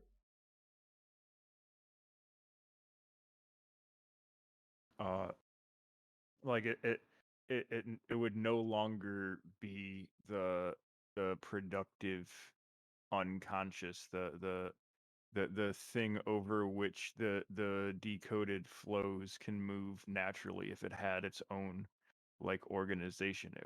It would itself be like entrapping certain flows and rejecting others. But because it's like, especially within sort of like the mechanism of like the disjunctive synthesis, we see the arrival of this like paranoiac machine in relation to the body without organs as it resists the things clinging to its surface, so to speak. It resists any form of permanent concrete organization that would ever end a process of becomings in something that it has come.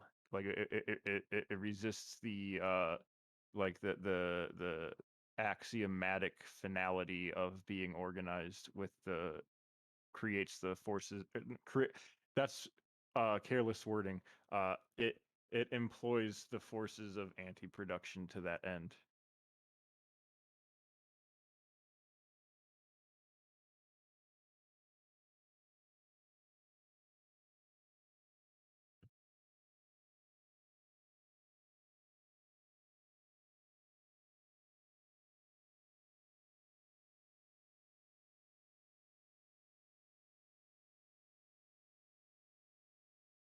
Cool. Glad you liked it, Post. And there's no such thing as a question too late. Literally, if you're not understanding a sentence or a concept, don't hesitate to ask. That's the point of why we do these readings every week. It makes us rethink what we're talking about. We had the discussion. JK asked at the very opening something that now we're going to be having a huge discussion on, whether or not BWO existed prior or how it functions prior to capital. There's like a gigantic conversation to be having with a bunch of this. So don't hesitate to ask questions for anything. It's the whole point of the project, as we might say.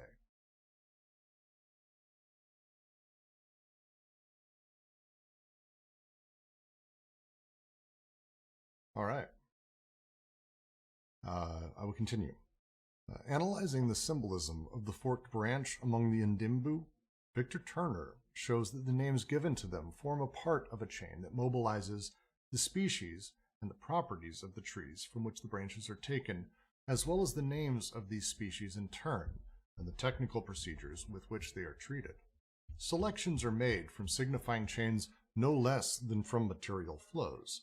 The exegetical meaning, what is said about the thing, is only one element among others, and is less important than the operative use, what is done with the thing, or the positional functioning, the relationship with other things in one and the same complex, according to which the symbol is never in a one-to-one relationship with what it means, but always has a multiplicity of reference, being always multivocal and polysemous. Analyzing the magical object booty among the Kikuyu of the Congo, Pierre Benoff shows how it is inseparable from the practical syntheses that produce, record, and consume it.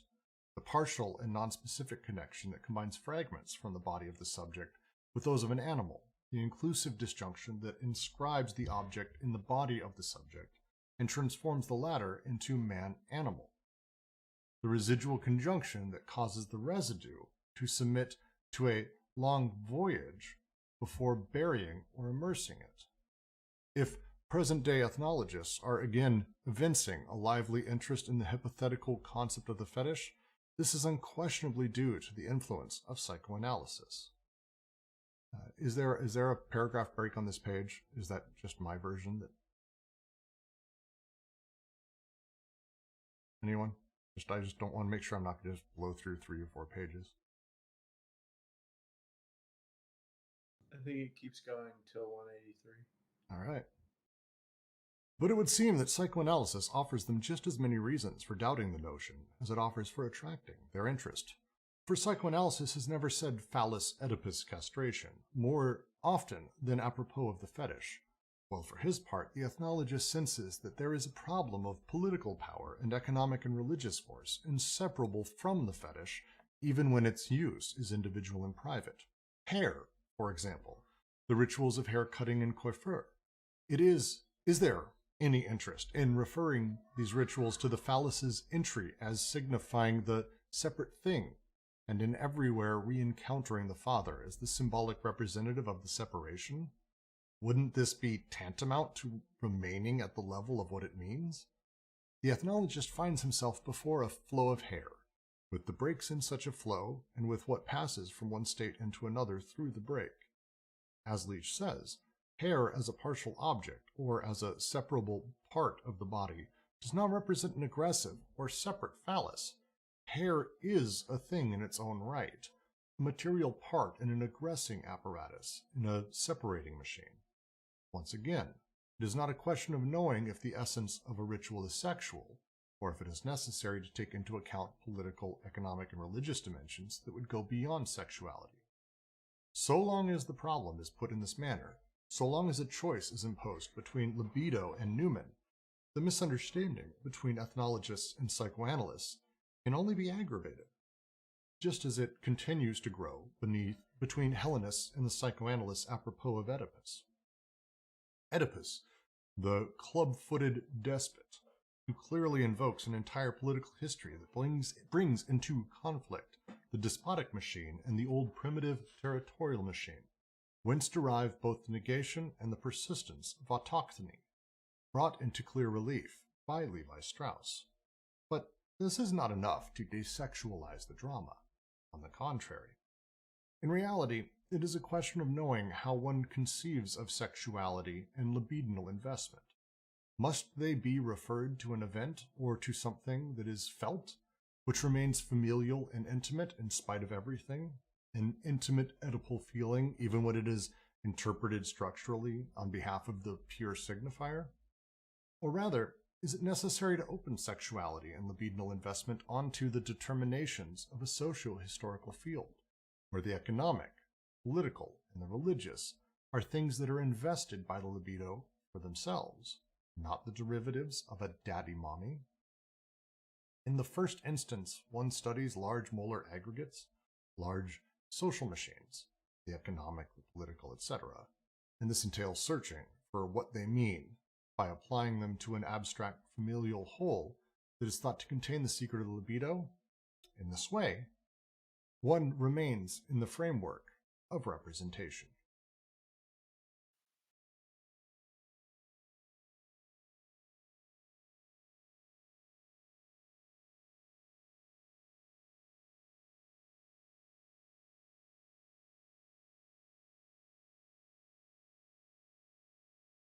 Oh, there's so much here.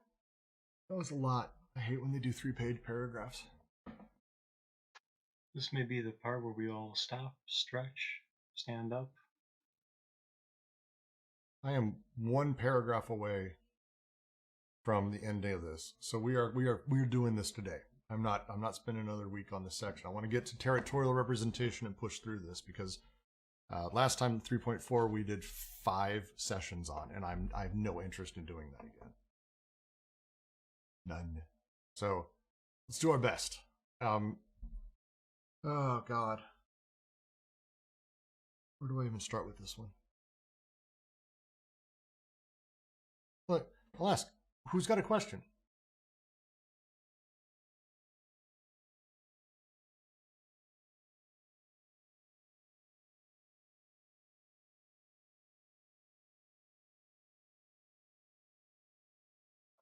I'll pose one for discussion's sake.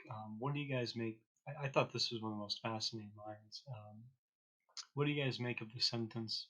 So long as the problem is put in this manner, so long as a choice is imposed between libido and numen, the misunderstanding between ethnologists and psychoanalysts can only be aggravated, just as it continues to grow between Hellenists and psychoanalysts apropos of Oedipus. That's page 182.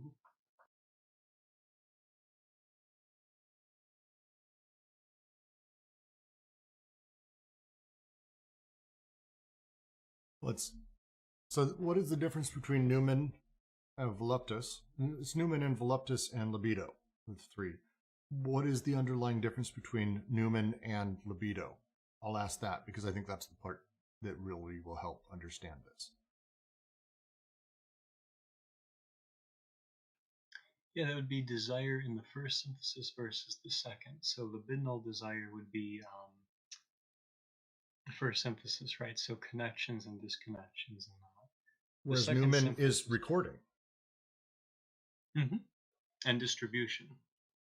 Yes.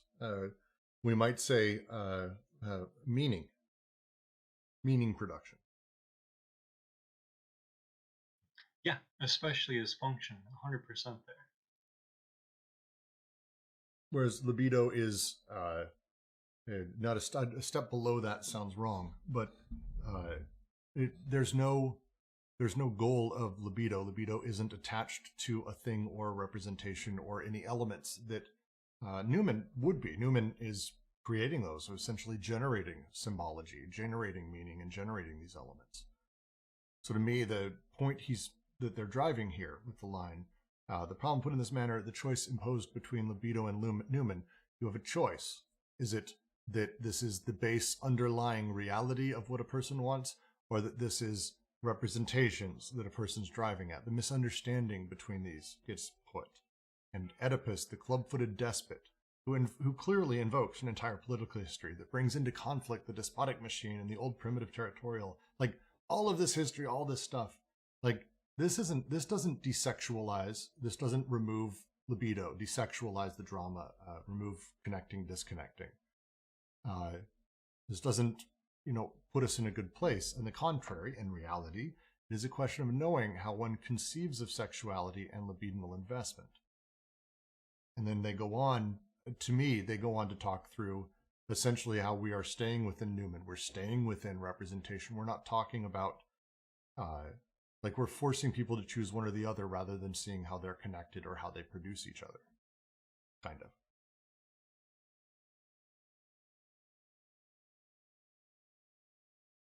And it's an indictment of psychoanalysis. Yeah, I think you're spot on, but it's obviously it's a false choice, right? Because you can't have one without the other, and so you can't have production without distribution, distribution without production. And so I think you're right. There's an interrelationship, and it's interesting that if we walk that back to look at what they're referring to, right? So libido then would be is the ritual sexual, right? So is production here sexual? Is it libidinal, right, for synthesis? Or if it is necessary to take into account political, economic, and religious dimensions that would go beyond sexuality. So there, in terms of Newman, it's interesting because where we're getting political, economic, social, religious, and other dimensions is in relation to distribution, which I think is kind of interesting too.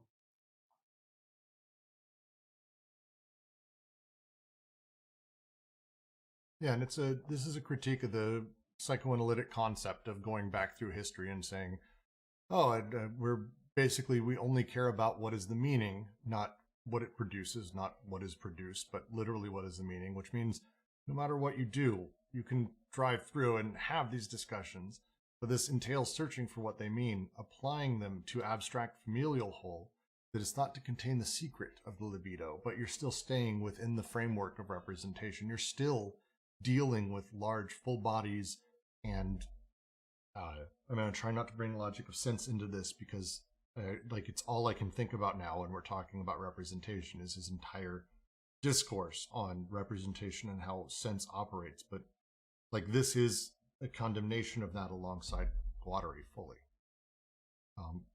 I want to dive to the next part because the next is the sort of reverse push, and I want to just finish that real quick. Before you do, Remke asks a question. When Deleuze and Guattari write, quote, for psychoanalysis has never said phallus Oedipus castration more often than apropos of the fetish, end quote. Are they saying this sarcastically?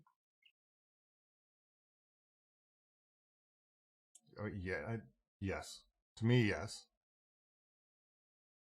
I mean, depends what you mean by sarcastically. Are they saying it with a French wry humor that's kind of like a smile out of the side of their mouths? That's how for psychoanalysis, has never said phallus Oedipus castration more often than apropos of the fetish. Well, for his part, the ethnologist senses that there is a problem. That's the, like, and they do that a lot. It's hard to read. It's a fair question. Does anyone disagree with that? Because that's how I read it, but maybe not.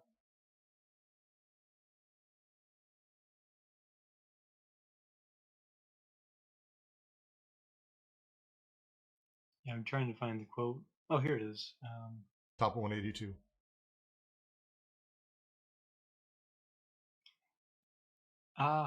Yeah, I mean, I think you're right that there's as usual, right? There's a black humor there, or there's Deleuze and Guattari, and are often noted for the jokes in this book.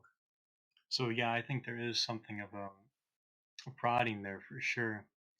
But yeah, I mean, I think they're also being quite direct when they say, like, because they go on to talk about how even hair is a phallus, right? I mean, it's when they call it a fetish tied into the 3+1, right, or the phallus and Oedipus, yeah, which ultimately leads to castration in terms of the psychic paralogism. Yeah, I mean, they definitely mean that too. But I agree with you; they're being quite humorous about it too. Yeah, that's why sarcastic may not be the right word, because I think they do mean it, but I think they mean it in a dickish way. I don't know how else to put it. They're making fun of it too, but Yeah. in the same way, like when Jung makes fun of Freud for who would pass up a younger woman for their mother, right? I mean, there's a point to be made there, but it's also a point about the use of a joke. Yeah, the tone, they do this a lot, a little bit of a jab, but they do mean it, I think, but it's a jab for sure. I'm going to read the last paragraph, and then we will open it up for discussion, and we'll do another 10 minutes after that, just if anyone has anything. In the second instance, one goes beyond these large aggregates, including the family, toward the molecular elements that form the parts and wheels of desiring machines. One searches for the way in which these machines function, or how they invest and underdetermine the social machines that they constitute on a large scale.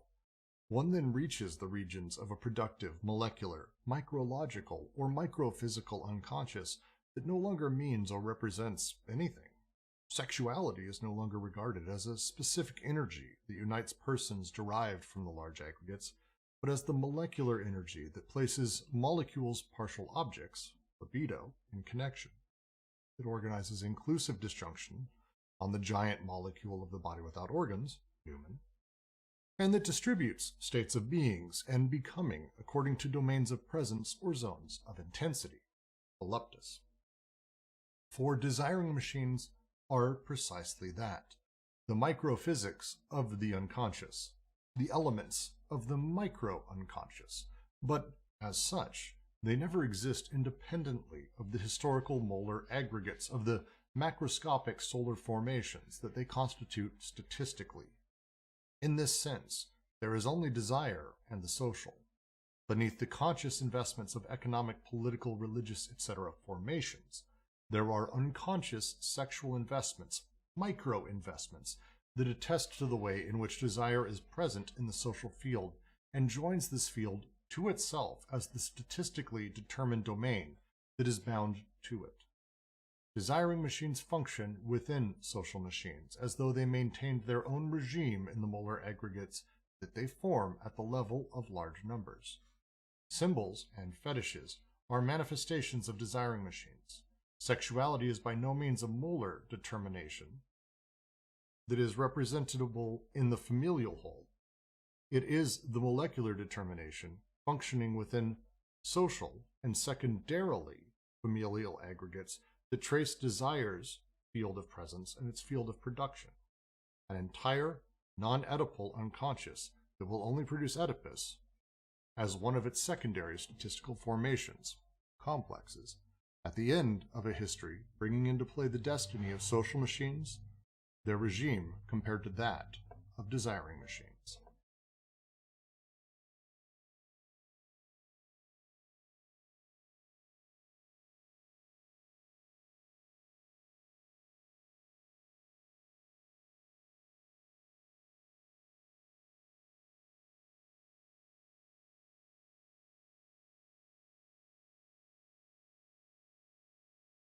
Oh, there's so much. But I think actually it's a fairly clear paragraph as far as Anti-Oedipus goes. It's a fairly clear paragraph. That is, it's driving through and helping us break down and look through what they're talking about, where they say we're not staying in the framework of representation. We're going down to the partial objects, as we've talked about before, to the micro side. This is where the unconscious is developed. The machines, the desiring machines function in all of this. We need to be dealing with that and talking through those things, these statistical formations, as they keep putting it. It's really a crisp way of saying, and they put it here, an entire non-Oedipal unconscious that will only produce Oedipus as one of its secondary statistical formations at the end of a history, bringing into play the destiny of social machines, their regime compared to that of desiring machines. Complex, bigger thing said there, but it's really solid and I think pretty clear. I dig that. We are done with this section now. If anyone has any questions on this paragraph, then I'll open it up to just in general. If anyone has anything at all, but we'll start with this paragraph. Do you guys understand it? The opening, we talk through the molecular elements, and then we go through the 3 steps of the unconscious, the way that they function, the libidinal connection, noumenal, voluptas, how they operate, what they do, their energies as they transfer. All of that should, I think, is pretty clear, but that's, again, I've read this book a couple times now, so please ask any questions you have at all.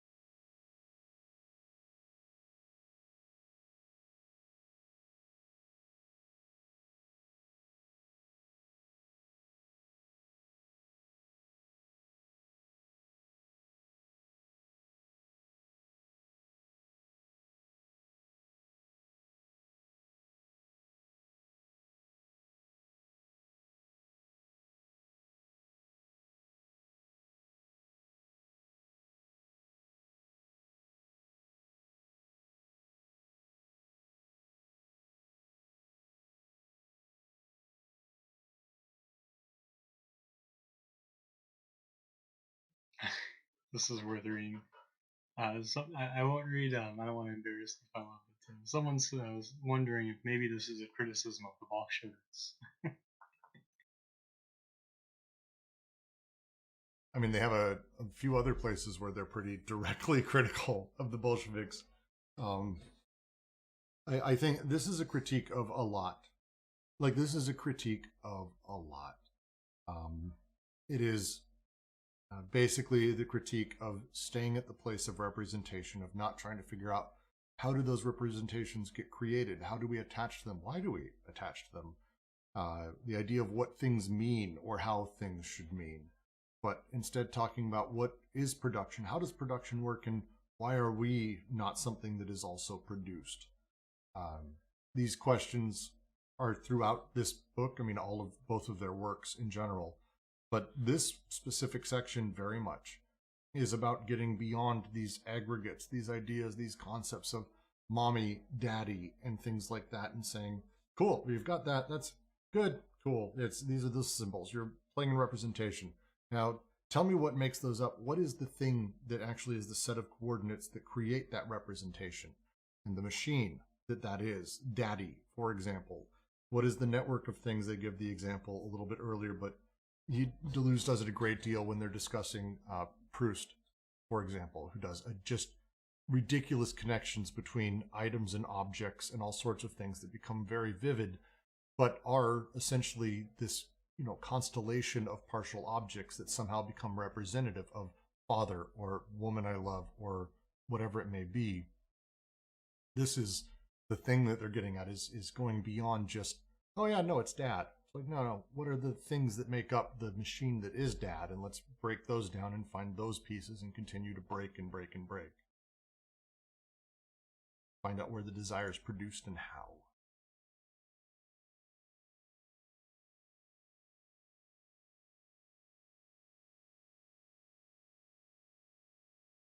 Yeah, it's a very clear last paragraph. Does anyone have questions on here? Oh, Logan on YouTube. Please, I hope it's entertaining. Join us on Discord anytime. You're more than welcome. Glad we can be at least somewhat entertaining while you're doing something else, for sure. But if you have any questions, don't hesitate to ask here as well. I'm going to give it a minute because I don't mind sitting in awkward silence for another like 2 to 3 minutes. Oh my God, Jack, I'll murder you. I don't know what you're talking about. But complete kindness, it's exactly the amazing point. The worker will be completely subordinate to the party because it is his party. These representations, these drives, these things that people are invested in. No, these are, I think he would even say that these are pre-conscious investments, not unconscious realities or drives. There's more happening underneath the surface of all of these things. And the representations are just that top layer. That's a good point about the pre-conscious, because even to say it's his party, right? Like, that does sound like we're moving into this, so that's what it was kind of thing, right? Mm-hmm. So it does start to get kind of, is Trotsky kind of misusing this third synthesis there?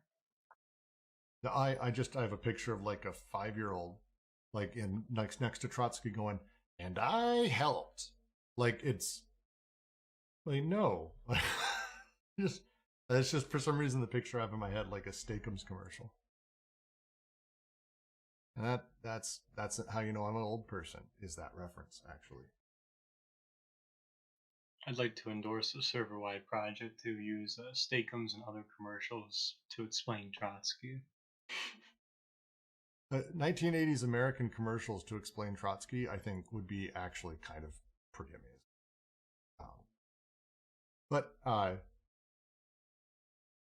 going to do a speak now or forever hold your peace on questions. JK, did we answer everything? Remke, did we get to anything? Boskert, anything else? I'm going to call you out specifically. Yeah, that's getting there. I'm still mulling over this body without organs. It's a potential. There's always a potential, right? But it's always a deteriorized, decoded potential.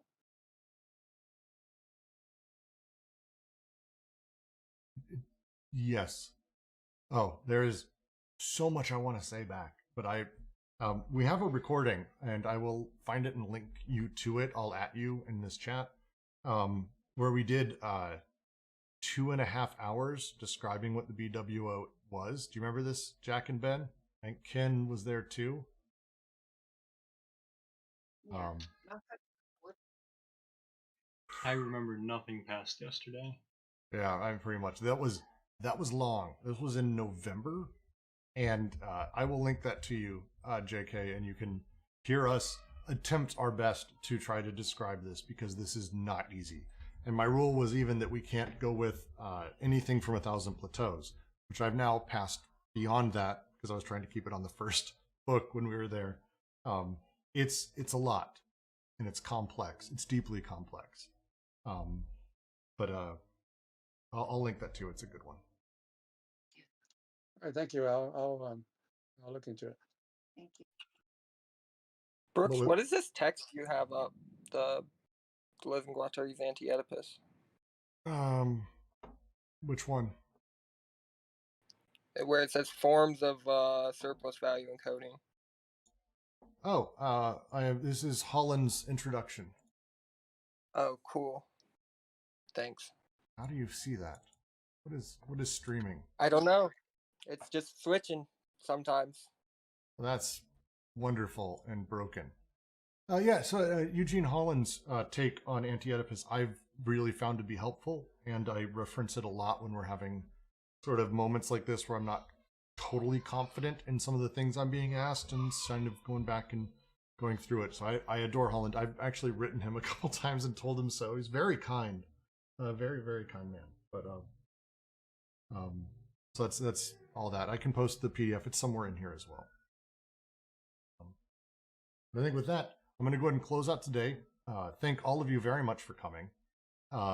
We will be doing this again next week as we move into 3.5, territorial representation. And we start getting into some of these that are going to take a little bit longer to get through because they're not only very, very long, but there is a ton packed into it. It is very important to understand. Thank all of you for joining, and we will see you next.